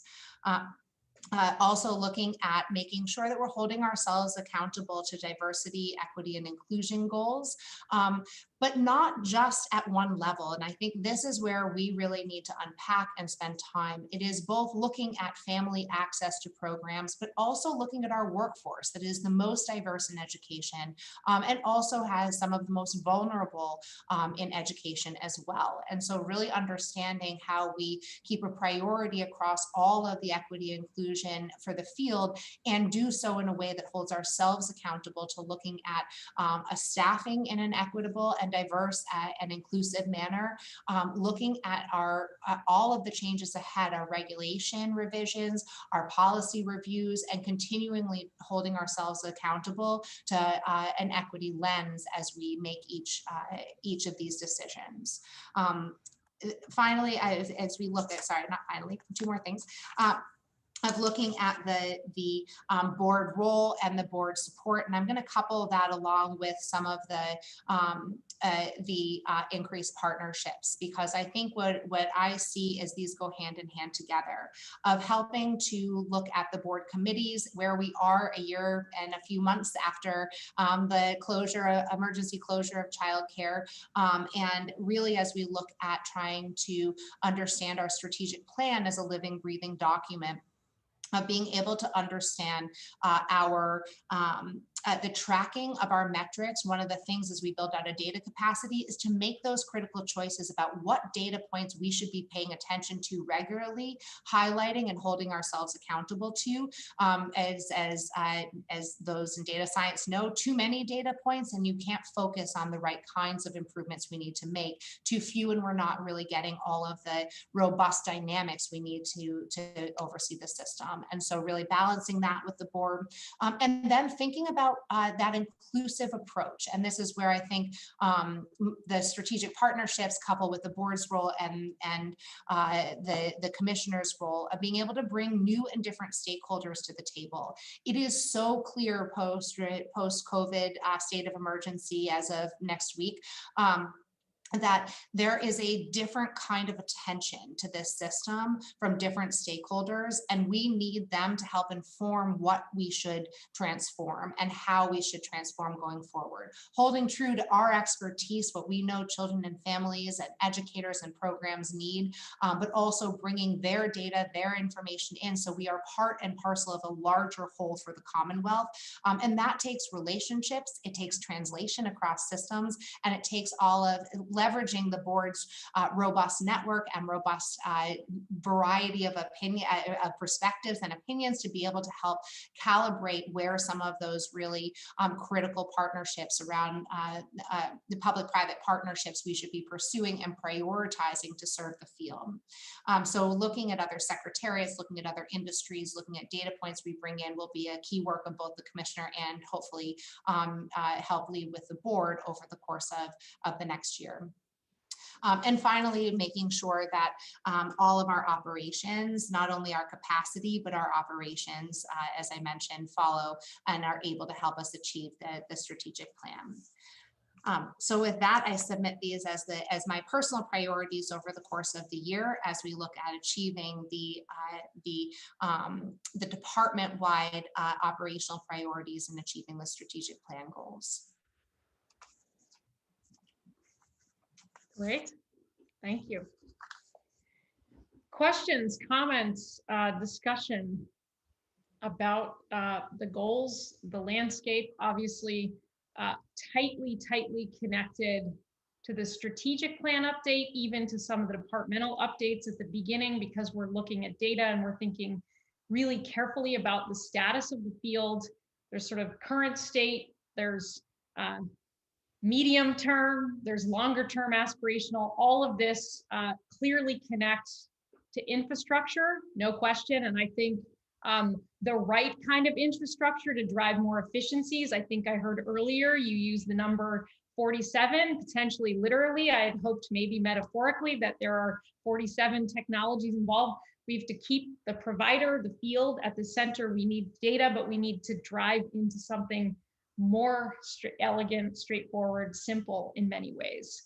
And that's the sort of social service agency framing that we're all aligned on. Joni, questions or comments? Thank you. And thank you, Commissioner. This was a nice broad piece of this. I will tell you, when I looked at this slide, it was one of the more exciting slides for me to think about. I think, as you had said, and I just want to underscore, the foundational work that the department has been involved with that allowed us to get to this point, and for you to jump off and springboard that. I'm particularly excited about the data piece that you talk about, that of late, we have used data reports to inform our ongoing practice, and have not just collected data, but are actually utilizing it and thinking about it. And I think that's commendable. I'm excited about the idea of programs outside the subsidy system being involved in future work. I think that we touch on that with a lot of initiatives, but I don't think it has ever really been called out like this. And the notion of increased collaboration, I think the work of many of the initiatives in the department have built on community level collaboration. And by saying this, I think it's really intentional. The last piece that I just want to comment on is the last little piece, program quality and educator supports. I think, if I can say this again, this is the opportunity to really look at the standards that the department has, the social emotional standards, the dual language learner standards, the guidelines and learning standards for preschool and kindergarten, and to really apply it to the field at large. And as you say, improve and inform quality other than just rating it. So I'm thrilled to see this, and am looking forward to working on these pieces that combine the educational practices along with the programmatic pieces that we've been doing. So thank you. Yeah, great. I mean, that's really the systems building work in so many respects, in a nutshell. Joan Wasserkish. I agree with everything that Joni just said. Very enthusiastic about so much of what you've outlined. I was particularly keen on trying to dig in a little bit to some of your focus on public-private partnerships and bringing in additional stakeholders and doing some sort of innovation and problem solving on the ground in order to meet this new moment in a robust way. And that is so important. But what I wanted to suggest is that even as you're thinking about kind of working at that level, I don't want to lose sight of the potential for broader systemic changes to be of tremendous benefit to the field. So for example, there is the potential to open up the state's group insurance commission to provide health and life insurance benefits to this field as it does for public school educators in K-12. That's obviously not an easy ask, but those are the kinds of questions that I think we want to keep on the table, even as this groundwork and cross-sector collaboration is emerging. So I just want to make sure that we're thinking at all levels. Yep. Absolutely. And I think what was also in the appendix is some of our summer work to help strategize and prioritize some of those information or collaborations and pilots that might prove to be most impactful over the next couple of months. And so recognizing that the department's work over the last few months have been a whirlwind of trying to get things, as I mentioned, up and running, out the door and being responsive, also being very thoughtful about this summer, and bringing new stakeholders to the table, getting some of those ideas, understanding not only what the industry needs outside that employ our families need to be able to restart, but also understanding how they are looking at supporting employees that might teach us lessons of how we build that into our industry. So you have some of the information to be fully transparent. We are in the midst of planning some of that and be thoughtful on it. So our two real questions revolve around communities, employers, new stakeholders, as what do you need from the childcare field, and how do you need us to support as a early education and care system? What kinds of supports do families need, knowing that that's childcare, but a lot of things are listed in childcare, to Joni's point, that are far outside a childcare program. And so really understanding that, but also understanding what innovations have happened that we should be learning from and driving and embedding in our practices, or at least piloting.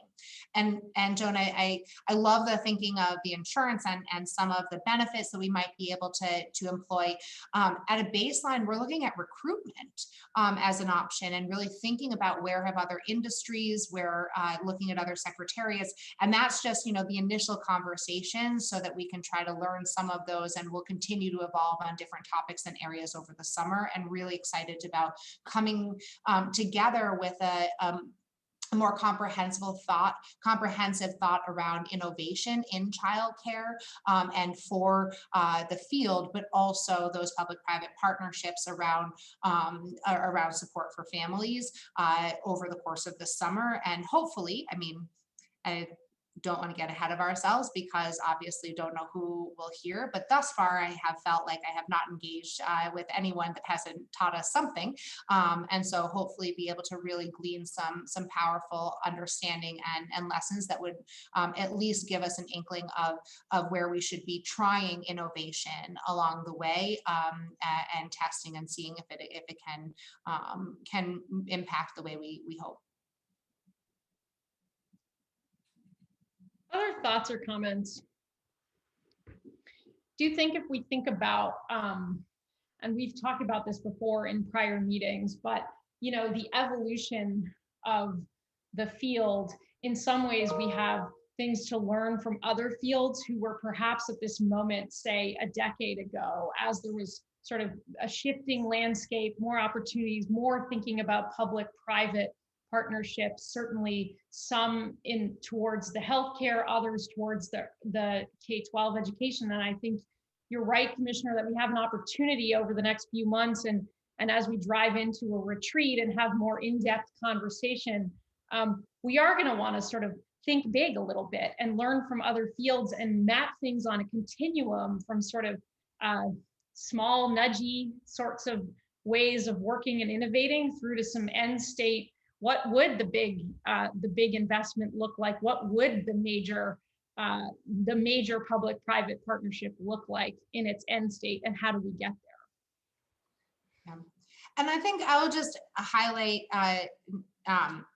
Madam Chair, the question around that every state is in this position, but Massachusetts is unique in that we have an EEC, and that we have a business roundtable focused on supporting us, that we have a robust, that we have a largely licensed system at a baseline, right? That we have grants at the community level that function as a cohesive whole. And I think that it will require transformation ahead. And as I was just talking to a colleague in Virginia around this, of that the importance of the role of the board and the role of this partnership and the role of this transformation as not getting stuck in the current. It's really easy to start to think about, okay, could you increase it by 2 or 3%? Could you try to do things incrementally? And I think that's just not going to serve our long term right now. And while we have to pay attention to the incremental, because sometimes that's what you have to do on a day-to-day basis, to be able to ground ourselves in some really strategic goals that will be the full transformation that will allow Massachusetts to be an innovative leader in this partnership, and not just follow as we see other states take off and leverage this moment in time to try to build a system that works for us, and really demonstrate the impact we can have overall. Yeah, two quick comments. Couldn't agree more. One, let's fit the incremental within the larger goals, right? And see the incremental as a step towards the end state that we're hoping for. I know that's what you meant. And second, cannot, to your point, return to baseline. We have a future of work. We have a future of families, right? We still have tremendous demographic shifts underway in the country, in the state, et cetera. But finally, I will say, I often think about this. I don't think we could be much better poised at this moment to take this on. We've got the infrastructure, to your point. We have an agency. We have a functioning agency. We have our arms wrapped around the licensing, et cetera. And so it's just an inspiring and exciting moment. Other comments or thoughts for the commissioner as she thinks about the year ahead?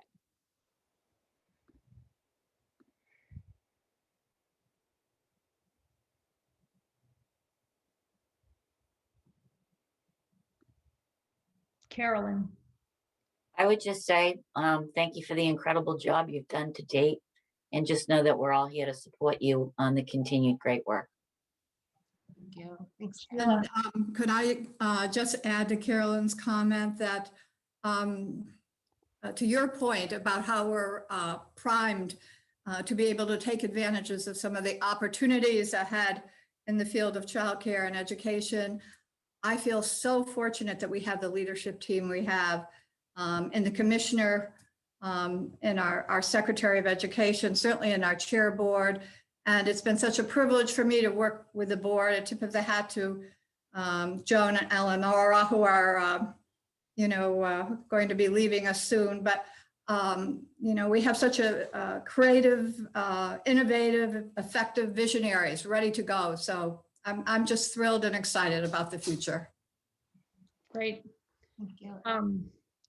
And I will say, I could not thank you all for your support, and also could not agree that it's the leadership and the partnership here that we, and the reminder and the support that this is a long-term effort, and that we're not going to solve this overnight, but by marching towards it, to the chairwoman's point, marching towards our incremental change with that larger vision in mind has been a remarkable benefit of COVID, that we did happen to pass a strategic plan that can help us guide our incremental work through a pandemic, keeping in mind the long-term goals that we want to be able to achieve. And so I think I appreciate not only the support in the short term, but also the real focus on being able to keep that North Star in play, and not giving up on the fact that we can achieve more and better if we stick with it. So thank you all for that.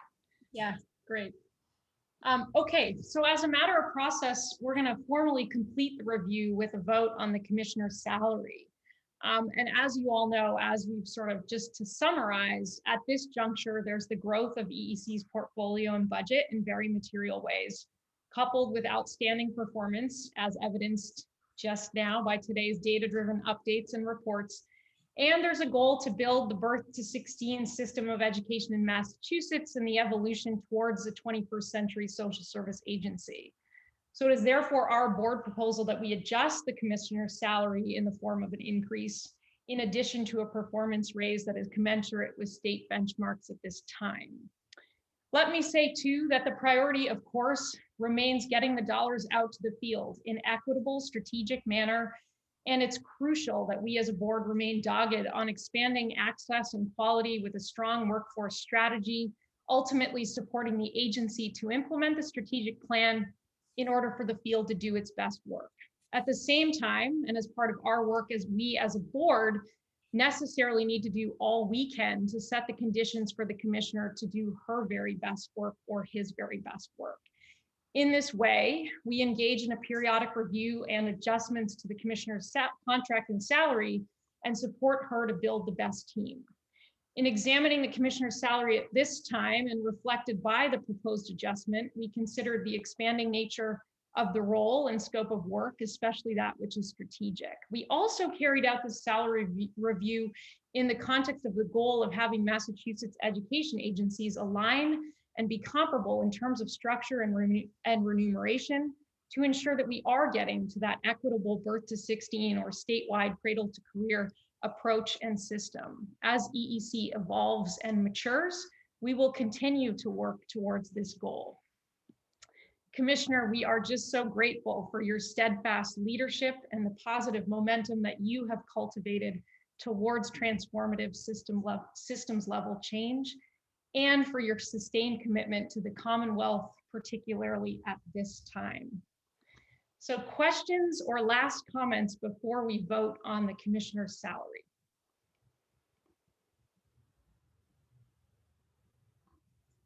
Joan. So as Sheila just alluded to, this is going to be my final vote after serving on this board for 11 years. And I could not be more pleased that this is the note on which I get to close, because it is not only an opportunity to recognize this commissioner and her extraordinary leadership through a global crisis that has deeply impacted our field and has not only sought to stem problems, but also pivoted to opportunity in ways that I think we've just seen and give us all a sense of the ability to look forward with optimism and confidence in what's to come. But I also think that there is a really important symbolic value to this vote. By raising the commissioner's salary toward parity with her peers, I think that it's a really clear testament that the 0 to 5 early education and care community and those in the after school community are a critical part of the Commonwealth's commitment to the education and care of children in our state. To me, it's also a chance to recognize the level of sophistication and complexity that is occurring within this agency in order to serve children and families across the Commonwealth. And I also think that it is a small but critically important, tangible way of actually valuing the work of this field, not only with words and sentiments, but with dollars and cents.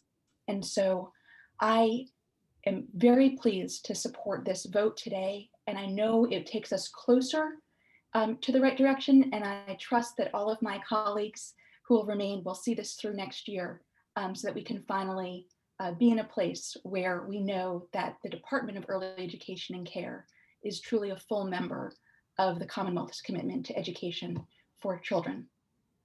So I'm wholeheartedly in support. All said. Great. Anyone else before we vote? I want to second everything that Joan said, exactly everything that Joan said.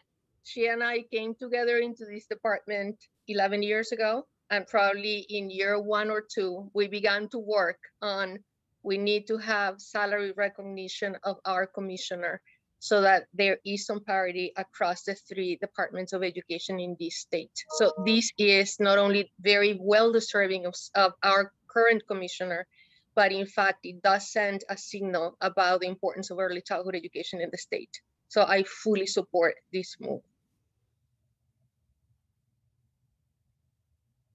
Yep, and I'll just say before we vote that I too look forward to what's to come as well for the field. So everything that we talked about today, lots of that will be progress, material progress in the months ahead, and all connected to this very kind of vision and mission of the work as led by the commissioner. So let me make the motion that the board undertakes an adjustment of the commissioner's salary through an increase of 8.5% to reflect the growth in scope and strategic nature of the position and work of the agency in combination with a 1.5% performance raise. Could I have a second? Second. Great. Let me go around my screen. Joan Wasser-Gish. Oh, I'm Yes. sorry. I wasn't sure who actually did the second. Joni Block, Yes. Eleonora Villegas-Reimers, Yes. Sheila Balboni, Yes. Secretary Pizer, Yes. Nikki Ruiz, Yes. Allison Schoenwald, Yes. David Cruz, Yes. Carolyn Kane. Yes. Great. Motion approved. Wonderful, wonderful vote. And again, Commissioner, here we are. The work is in many ways just beginning the new era, and we are totally committed to support for you to engage in just the very kind of work that you laid out today and thinking, and look forward to continuing to think together while supporting the field. So thank you. Thank you. I'm gonna cry now. No, I really, I can't. I'm so honored and to be entrusted with this role and the leadership through all of this. And so your endorsement, your support, ongoing engagement, and to Joan, Eleonora, ongoing engagement beyond today in different ways maybe, but definitely have so appreciated the board's sage advice, collaboration, support through all of this, and just feel overwhelmed by the all of the symbolic nature of this that you all pointed out as well, and really appreciate the trust and the support as we move ahead. It's going to be a lot of work, but work that I think does have potential to really be a model for the country. And so thank you for the support and for and obviously for the salary increase, but also for the continued passion for this field that is driving the EEC's potential. Yeah, great. I also know there's a little exhaustion in the mix too. So you're overwhelmed and you're exhausted. I know that. I'm not sure if the commissioner sleeps, but she gets a lot of great work done.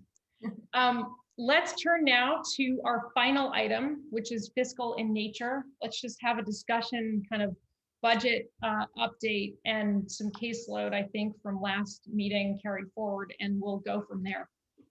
Absolutely. So as we look forward, I think obviously want to be able to highlight the caseload adjustments and watching what is traditionally been 85% of EEC's budget, and being able to monitor and leverage that funding towards the most advantageous and equitable access for families. We also have an unprecedented moment in time here of having to distribute federal funds as we so we wanted to start with the conversation on the federal funds, knowing that this is a pressing, urgent question for the field, and even more so an opportunity for us to think creatively and innovatively about distributing those funds in a way that can teach us really valuable lessons as we move forward. So wanted to highlight in particular the conversation around where are the federal funds, what is the overarching plan, and then we'll talk specifically about the conversation around the ARPA stabilization dollars that we have that we've been leveraging the formula that we've been developing to help deploy. So again, I know we've seen this in previous slides, but I wanted to touch base on just making sure there's so many buckets in the two federal stimulus packages that have passed recently, and recognizing that there's far beyond just childcare funding in that. We'll need to be able to, we wanted to be able to outline where that is coming from and our plan for deploying some of that. So obviously the years at the top are aligned roughly with the state fiscal years. So while we received the CRSA, the ARPA, and the two ARPA buckets and the CRSA dollars in FY21, we also know that and have heard many concerns from the field about how we deploy that strategically over time to make sure that we are building and investing and not leaving a cliff at any one point either. So you have here, we are looking roughly to be able to be thoughtful over time, obviously not necessarily committing to the long-term plan, because the last year and a half has taught me anything, it is that anything can change at any time. And so being able to roughly sketch out where we're headed, but take also the robust day-to-day of being able to plan for the imminent and make sure we're headed towards the long term. So I want to highlight a couple of things on here. So there are 3 buckets, mainly 2 of them are Child Care Development Block Grant, additions to the Child Care Development Block Grant and one-time funding. Those dollars will flow through much like our discretionary dollars. And while it allows a lot of flexibility in how we use those dollars, there are some different requirements. The unique dollars that are a new line item that is specifically to target stabilization of the current childcare field are the childcare stabilization dollars. That's about $314 million with some specific federal requirements that 90% of the funds get distributed directly to providers. So these are really, if you think about sort of the PPP loans that were about small business loans, this is sort of the childcare approach of really making sure that we are targeting that to the entire field. It has to be available to everyone who was licensed or approved, knowing that some of our programs don't get officially licensed, but are still operating as childcare programs as of the date that it was signed. And so what we'll talk about today are ways that we have looked to leverage different values and priorities of Massachusetts in implementing those federal requirements. What we have been able to look towards as in designing those funds and hearing from the field are a couple really key critical components. That one, simple. Don't overcomplicate how we do this. We are in recovery and we need to be able, the grants must be easily accessible, and the more complicated we make it, the harder it will be to get it out quickly. And so really thinking about how we can simplify, which we'll talk about in a second. But the second is the urgency in that programs need this money right now. And so what we were able to identify is that a non-appropriation pathway that would allow us to deploy the funding very quickly.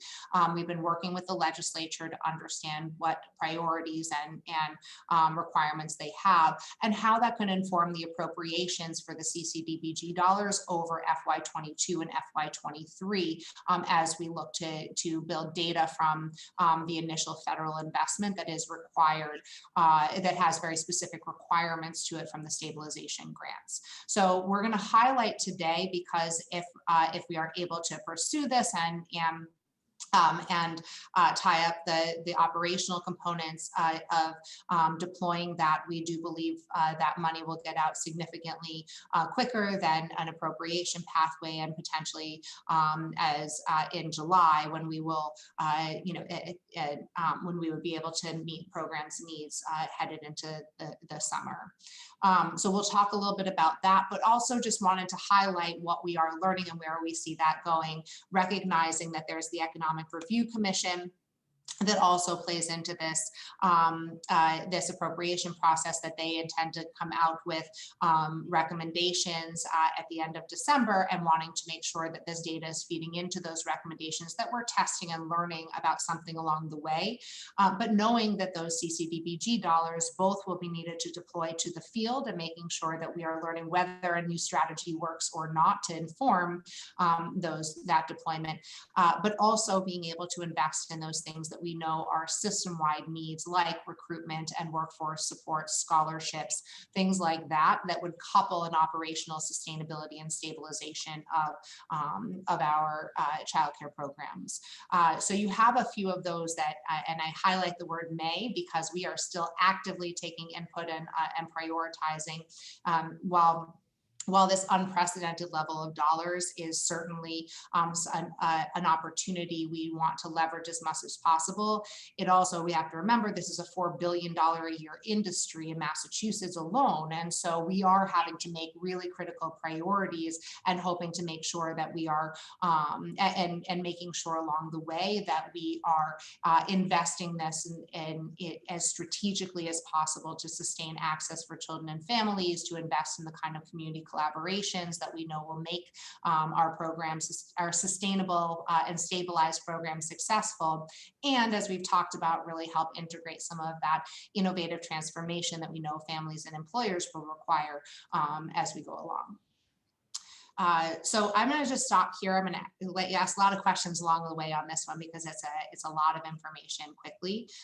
So let me stop here and see, are there, before we delve into a specific plan for the childcare stabilization dollars, are there any questions or clarity needed on this? Yes, Sheila. My question would be, Commissioner, with regard to the federal investment, federal Fed dollars, and you mentioned flexibility. Is there flexibility at the state or even at the provider level with regard to timelines for spending? We'll talk, you mean for the stabilization dollars? Yes. There's a fair amount of flexibility in how these dollars would be deployed. So we can go through that a little bit. But it's not only, I think, timeline for spending, Sheila, but also making sure that we have as few restrictions as possible on how operational dollars support operations, knowing that there are a myriad of different operational configurations across our system. I think it's particularly important if we're talking about an investment over time related to staff salaries and staff wages. You know, sometimes we get these big influxes of money that have to be spent over a short period of time when we'd love to make sure that maybe over a longer period of time, we can do a better job with increases for staff. Absolutely. So I think there's a fair amount of flexibility. We have to deploy 50% of the funds within 9 months. That's EEC's obligation. And so when we do that, though, that is deploying it to stabilizing programs. And Sheila, I think that this is a tension we have around the compensation question that we've tried to navigate in terms of the workforce grants, is understanding the compensation, particularly when you're looking at, you know, a short-ish term, I'll call it a medium term, because it's not one-time funds for us. The way we are looking at, and we'll talk about this in a second, at a sustained multi-month plan, I think is different than some states where they've done one infusion of funds, which then is a difficult way to sustain operational investment over time. And so be able to think about the flexibility needed there, but also in the ways that the workforce really needs to be compensated. And so we've had programs now looking at bonuses, they look at vacation time, they've looked at things like that, that might be strategies that are very meaningful to a specific program's workforce, and leaving the flexibility system-wide that programs can really drive that kind of modeling. We've talked to programs that use a lot of student teachers and want to be able to provide different kinds of bonuses to teachers who take on mentor roles. We've talked to, right there, those are all strategies in which we want our workforce to be adequately compensated, but we know adequate compensation is meaningful only in the context of the person being compensated. And so allowing that kind of flexibility is incredibly important to us going forward. Yeah. Other questions on this? I think you're entirely right on the flexibility piece, right? We have a mixed delivery system. We have 9,000 licenses. We talked earlier about regional differences in terms of where they're at. Like, we've got to then help them meet their moment, right? And meet their context, no question. Yep, absolutely. Great. So moving on to the next slide, we will go over the grant structure itself. So I just want to highlight here that the formula we've been talking about for a year now is a construct that we will use to pilot, but the grant, the 6-month grant structure is what we're proposing to deploy the $314 million in. As I said, 90% of it has to go directly to programs. We're looking to deploy as much as possible directly to programs. And a minimum, we're leaving enough flexibility that since a lot of the assumptions you'll see today are based on the best guess estimates, but not necessarily all the data we have, we've left some flexibility to make sure that we don't overspend and that we can account for any of the idiosyncrasies that might come up. So just to know that that's some of the calculation there of how much we deploy at the beginning versus be able to get some few months of data and make some decisions. And again, it does have to be programs that we're operating in March. And so we're still getting clarity from the feds of the definitions around some of that and guidance around that. But ultimately, what this can't be used for, which we will learn from and understand over time, is that question I think Joan asked at the beginning of the meeting around ways that we can incentivize providers to come into the field. Is that this will not necessarily, this will not serve that goal and cannot serve that goal, but can teach us a lot to serve that goal over time. So here's where we're looking at the information, the key funding proposal, and again, looking at what are those, what will be our short-term principles of being able to employ the formula in this grant, but what exactly will be the long-term learnings that we can learn from. And so again, looking to deploy 90%, up to 90%, leaving ourselves the buffer as we understand the data and get real-time data back from programs that we don't accidentally overspend so much that we make commitments we can't fulfill. I think the important part here is that we will be distributing 6 monthly payments. Our goal is to open the application for programs in July, pending feedback from, we've been meeting with the legislature, meeting with our colleagues across in the administration, across the secretariats, and very happy to continue to take feedback, but hoping we can open the application in July that would allow us to deploy the funds shortly after that. With an idea that the goal is to support a percentage of operating costs. So Sheila, I think that's the flexibility we hope, is knowing that the bulk of operations for many of our providers is salaries, but knowing that that looks different in different kind of strategies of we're looking to hold a percentage of cost, but providing very flexible operational dollars that would give people the ability to tailor that spending to their specific program. Are looking at a formula that accounts for obviously looking away from enrollment, as we've talked of a board, given the fluctuations we've seen, but also making sure we're accounting for things that drive those workforce investments at all, right? That incentivize programs to sustain the workforce they have and to reflect the kind of investments programs have worked the investments that they have invested in their workforce previously, so that we are differentiating between those huge operational costs that workforce represent for most programs.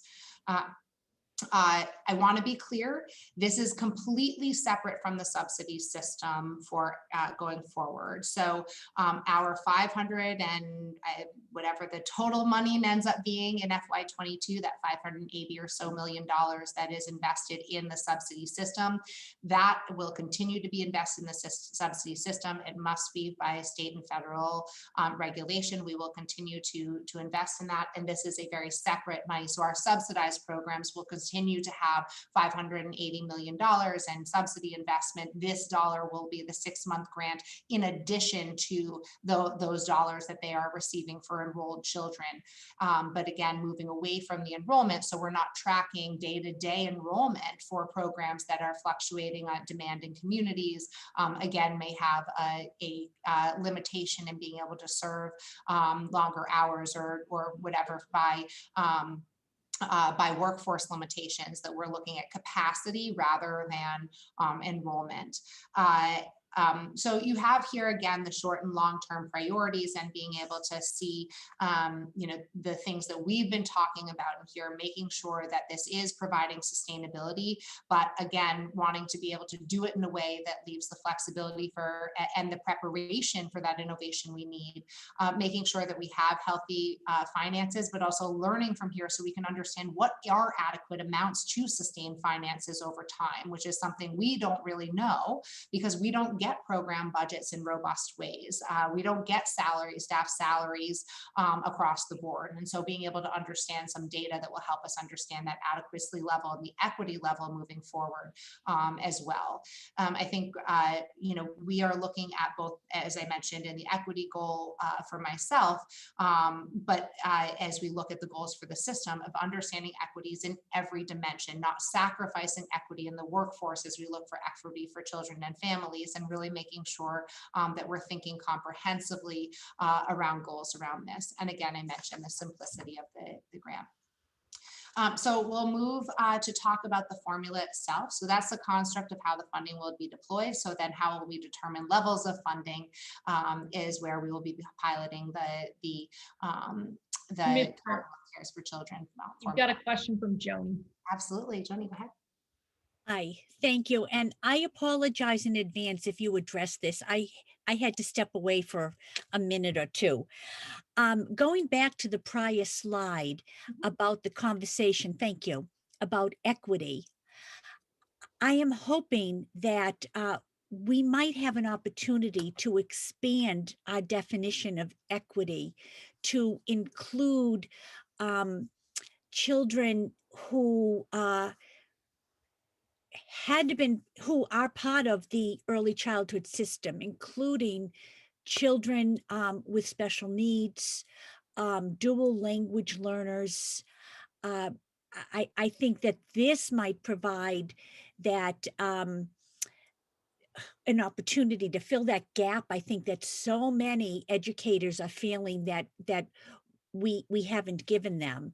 And as supportive of the notion of equity for what we have here, I would just like to enhance it, if I can say that, to talk about inclusive practices, support to providers, children with special needs, with challenging behaviors, with mental health issues, with complex health needs, as well as children learning English. So I think that there's a couple different answers that one of them will look at when we look at the index that we're using to help drive an equity adjustment to the formula. I think I will say, I think there's a couple different strands that we need to consider on this equity approach. I think there is the equity there is the equity of how do we ensure at a global sense those communities that are under-resourced have access to resources, which I think this grant will likely drive more of that definition, utilize more of that definition. I think that what you're also talking about though, Joni, is equity and access for families or children and families that have specific needs that often cost additional resources to be able to support. And I think that is a little bit hard to do, particularly for children with disabilities, I will say, across the board, because you need to be responsive if the child shows up. It's hard to be able to do that to look across communities and say one community has a higher level of disabilities than the other. I think what we can really start to do, and I think this is some of the work that I know Carolyn is thinking about with us at a programmatic level, is how do we try to break down those barriers for programs, incentivize them to serve children who have very unique developmental needs, and making sure that they have the resources to be able to devote to those children, which I think is part of our subsidy conversation, it's part of our regulation conversation, and I think in an ongoing way, once we sort of think about the stabilization of programs, is part of some of that incentivizing funding once we get some enrollment data from people to understand who is even serving with children with disabilities, to say, how do we do that in a way that would honor and reflect the operational investment that they are making to be able to provide those services. So I definitely think that that's something that we'll take into some account now, but I think in an even more robust way as our systems align and we look to try to intentionally add enrollment of children with disabilities into a more mixed delivery system, that we are reflecting that in our policies as well. If I can just add to that, I don't think it's necessarily the add to the enrollment of children with disabilities. Children with disabilities are in our system. Yes. They might not be having specific goals on their IEP met by being in the system, but they are there. And I think some of the other initiatives that we're involved with, such as educator, pre-service and in-service, might be able to touch on that. Yes. The anticipated collaboration with public school, where kids with IEPs are most usually being serviced, is another opportunity. I just wanted to enhance that notion of equity and think about, as you had said, the all dimensions of kiddos. So thank you. Yeah, and I don't mean to say that they aren't being served. I mean to say we don't have data on who is serving children with disabilities the way a school district does, because we don't have any enrollment data, as we've talked about a couple of times. So I think as we gather the ability to track enrollment, we will be able to better reflect that equity in our responsive systems. Yeah, I also think too, I think the whole picture is towards a stronger tier one, right? A more universal approach, a more inclusive approach, that as we start funding operations, we're less about this child and that child and that child, and more about systems building. I know in the fall, we're going to want to think hard in this summer about fall trauma-informed practice, Joni, et cetera. And I think some of this is about putting dollars into the system to strengthen the quality that are not dollars tied to any one particular child, right? Like that in some ways is the promise of what's to come with these historic investments. Well, so what's interesting, I think we're all aligned in that way. I think you're absolutely right. And what's interesting is I missed part of the trauma-informed practice webinar from the Pyramid Consortium that was being run today because of this, but we are doing work. And Yeah. I think that all of that Yeah. broad lens is really important. Carolyn. Yeah, I just wanted to add is that the system structure, right, is that a lot of these strategies, interventions, and ways of working with children that benefit, that are needed by children with special needs, are equally beneficial to children without special needs. So it's sort of, I always go back to that, to the cartoon where the janitor's getting the snow off the stairs. And the little boy says, well, can you do the ramp? And he said, no, after I do the stairs, then I'll do the ramp for the little kid in the wheelchair. And he said, but if you did the ramp first, then we could all get into the building, right? Mm-hmm. So it goes back to that, is that what some children need equally benefits other children. You just have to see it as the structure and the presentation. Yeah, you build a stronger foundation for everybody. You drive up the quality of the system for everybody. Then you do a really good job, to your point, differentiating for those who really need something very different. Yeah, absolutely. Great. Yeah. So that's 6 months. There's your 6 month plan. There's 6 months of stabilizing, and I think to Carolyn's point of making sure that we don't lose any capacity, so that everyone has access, so we can start to really build out some more intentionality around the specialized services that can allow individualized instruction to children with individualized needs. So moving on to the next slide, we'll continue on some of the formula. Again, I'll just highlight the background first. A lot of this, but we've been working with third sector. You all saw a presentation a couple of months ago about our ongoing work on this. And really, we have been building on the data we've been collecting since I started and probably before, as we looked at this around operational costs, economic models, understanding the finances of programs, and really taking on the ground feedback about where there are nuances and where there are universalities that we can start to build into a system level approach to this.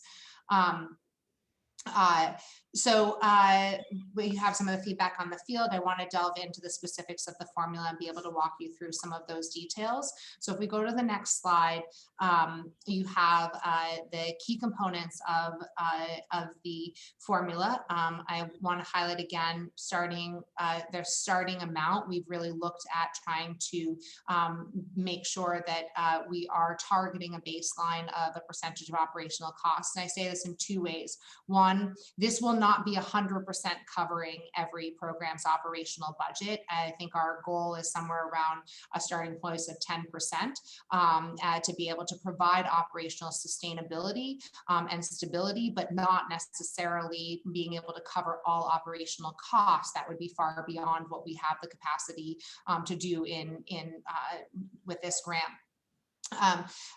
But we also highlighting that we don't actually have operational budgets from every program. So we are making some best guesses and estimates, but one of the things we will be learning from this is that adequacy question and understanding the variety of different ways that programs invest and finance their programming. We have looked at, as you all, I think, will remember us alluding to as we've been developing this early. I'll give you the evolution quickly is as we developed the CARES Act approach and knowing that we were doing reopening grants and we were going to need to target that to certain programs we really needed to open. Jocelyn and Sean and I spent a Saturday with our sleeves rolled up and Eli and our sleeves rolled up and trying to work through Excel sheets and recognizing quickly that wasn't going to be adequate. And so if we had an influx of funding that we really wanted to look at with a more a thoughtful eye of a formula that could teach us something about our long-term goals. And so we began working on the formula, not really sure exactly how we deploy it, but knowing that if there were funds, we wanted to be able to learn along the way. And so that allowed us to build a lens that looked at what are those equity dimensions at a system level that we would be trying to gather around how programs receive funding, how communities receive funding, and understanding across all those dimensions. So once we have come up with the criteria of the formula, we have numerous different metrics to be able to run it through an equity lens and a modeling formula, a cost model to be able to understand the distribution. We also understood that there needed to be a adjustment that looked at those programs serving the most vulnerable children, and that due to challenges with our subsidy system and particularly our subsidy enrollment over the last year and a half, that we needed to find alternative ways to really reflect communities that are serving vulnerable children that weren't showing up in our subsidy system because of maybe work requirements or because of other challenges in accessing the kind of information. A lot of immigrant communities struggle with applying to government funds for support in some ways, language barriers, for example, areas like that we wanted to make sure that we weren't inadvertently missing that equity lens due to challenges with accessing the subsidy system. And so we looked for a lot of different ways to look at this, but also recognizing that we have such a variety of programs that we wanted to make sure that our smaller businesses, that our nonprofits that were really struggling to be able to serve those communities were put on the same footing as some of our larger businesses, learning from things like the PPP loans and understanding who and how investments got made nationally. So I say this and that this is the formula we are proposing to move forward with. We have other funding and we have other analysis of the funding distribution we'd be happy to talk about, but I want to talk about just a couple key things on this and then being able to address the equity adjustment. You have a lot of information in the appendix that I'm happy to address as well. Really, we're looking at a starting base amount, a per child amount that would be applied to the entire license capacity, not the enrollment. So looking, unfortunately, we don't have a classroom count or anything, any alternative way to look at that. So we have backed into an ability to look at a capacity-based grant based on the data we have. Because we know that the family child care capacity fluctuates with the age of the children you enroll. We are looking to try to maximize that by assuming a max capacity and not trying to account for if you have an infant or a toddler in there and what that looks like on a day or month basis. So this really came from feedback of the field from our family child care saying it is so different day to day and month to month based on the demand we have, that how can we reflect the simplicity that we need to be able to access these grants. But then, so looking at those two, we are running numbers to see how high we can get that number and still be within our cost estimates. But I wanted to highlight this multiplier for the educator to license capacity ratio specifically. A lot of the priorities, as we looked at trying to take a license capacity and do a per child amount and try to work in some of the priorities we have of being able to expand infant toddler care that's very limited in the field, of being able to prioritize those programs that have extended hours for families that is more operational costs, and the question of having, for example, in a preschool classroom, 3 or 4 teachers dedicated over a 10-hour day as opposed to 2 teachers dedicated, and understanding all of those. What we recognized is all of those had an impact on your teacher, your educator to license capacity ratio. So to simplify the formula, what we're looking at is taking a baseline ratio of a preschool classroom of 2 teachers to 20 children and understanding if that's the baseline.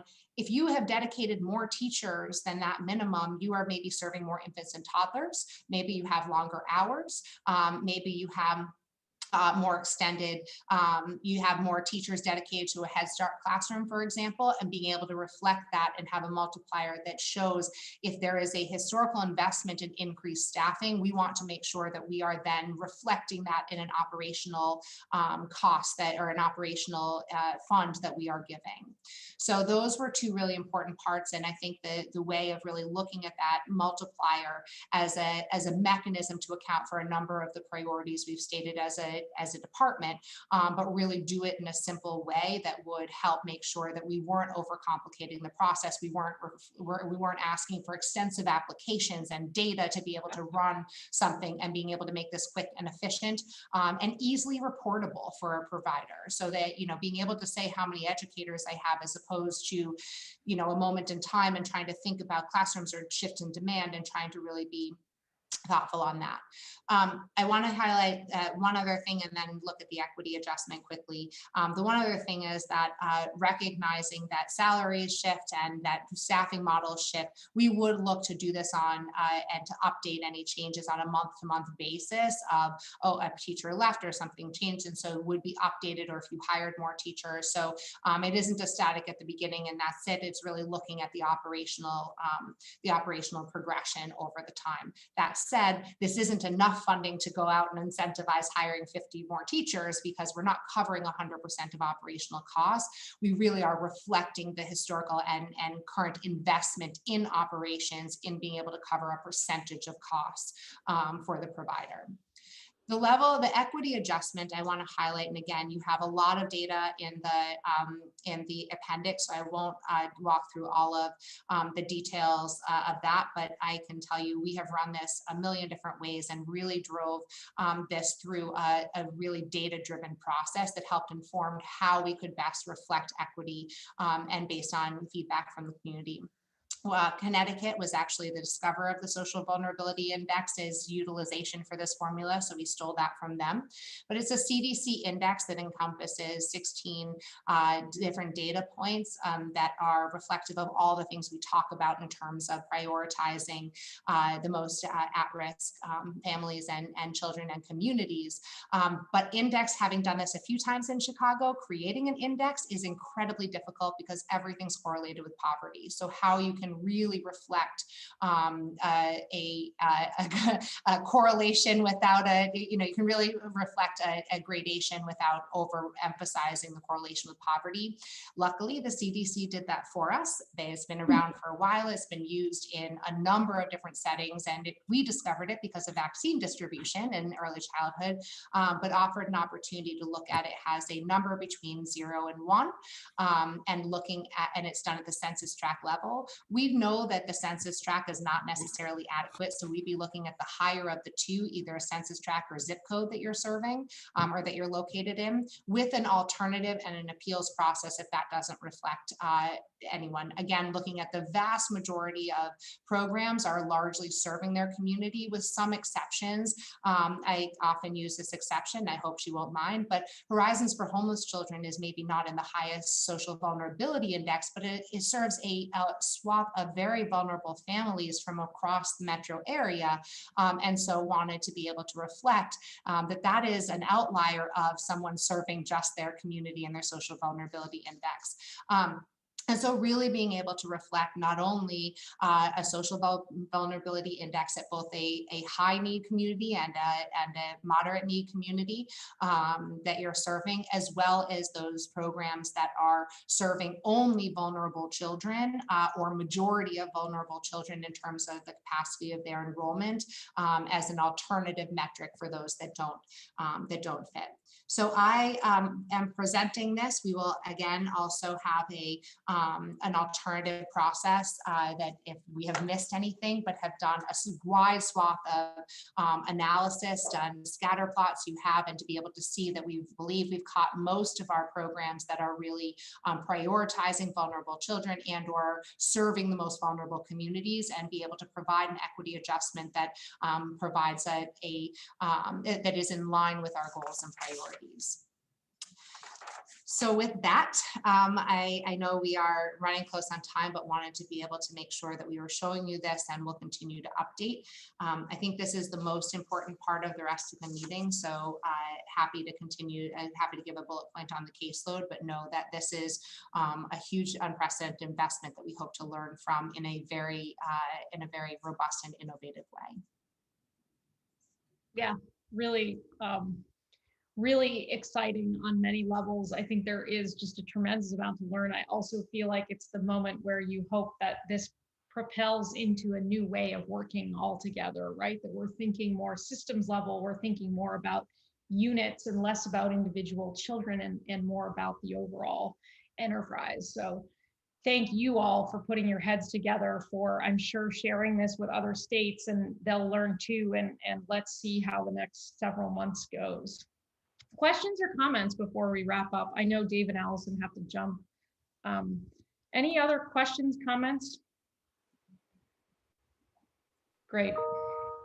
All right, well, it was a very robust meeting at the end of a totally eventful fiscal year, and certainly no shortage of energy, positive energy, activity towards mission, and a lot of really interesting work to come. And I think I can't underscore enough how impressive the data component to all of this is, and just how quickly we will learn so much more than we ever have known. And I don't think that's specific to Massachusetts. It's just a field, we're just on the precipice of sort of turning into really data driven. And I just want to really commend you and the team for thinking so hard and so systematically and methodically around this next chapter of work and funding in particular. So here we are. We'll close this meeting of the fiscal year. The board itself will take a short hiatus. We will be in touch certainly with all of you as board members about next steps, likely some kind of retreat-like meeting late August before we begin again in September, the new fiscal year. Of course, also with everything that's happening, we will keep in close touch and be in touch if there are updates, findings, lessons learned, we'll pass them along. But today's meeting also marks, as we heard earlier, the conclusion of just tremendous service to the Commonwealth by two longstanding members of the board. Joan Wasser-Gish and Eleonora Villegas-Reimers have served on this board for more than a decade and represent foundational contributions to the systems building that we actually discussed today. They have been staunch supporters of and partners to this agency since its inception. Joan, we thank you for your careful, close, and exacting questions and analysis that always strengthens the work and that we're always in service of mission. More equitable and robust policymaking to best serve children and families with the marginal dollar. We have appreciated the way in which you are data-driven and operate with the long game in mind. And as a result, there are countless ways in which your thinking shows up in the work of the agency as it is today, from the work on costing models to the quality improvement system. We will miss you around this table, but we also know that you will continue to advance the collective mission in your next chapter and through your everyday work. Eleonora, we thank you for your careful listening, thoughtful questions, and your steadfast commitment to a workforce strategy that places support for the educator at the core and that also brings developmentally appropriate practices and settings to the everyday. We have come to know you as someone who is able to move with ease between the policy and the practice, and who is deferent to the research in ways that advances mission, and someone who is also a deep believer in the everyday work of the agency. As the commissioner and her team, in partnership with the board, think even more about ways to capture quality and support the workforce, we will miss your keen insights and your good questions. But of course, we are also reassured that you too will continue to work on these issues in your day-to-day role and work focused on the early educator pipeline. We'll ask that you check your inboxes shortly for a token of our appreciation for all that you've done. We're hoping that each of you might enjoy a summer evening dinner in a local restaurant in your respective neighborhoods. But Eleonora and Joan, bigger picture, just please accept our great thanks for truly outstanding service to the board and to the Commonwealth. And I would suggest we unmute and give a round of applause. So thank you. Well, Thank you. tremendous, just tremendous service. And we look forward to keeping in touch in various ways. Definitely. As do we. Thank you so much. Yeah, thank you. On that note, wishing everybody a healthy and safe summer and maybe a bit of a break, and we will certainly keep in touch. The commissioner, the secretary, and I will certainly keep in close touch. So take care, everybody, and we'll see you soon. Bye-bye. Bye. Meeting adjourned.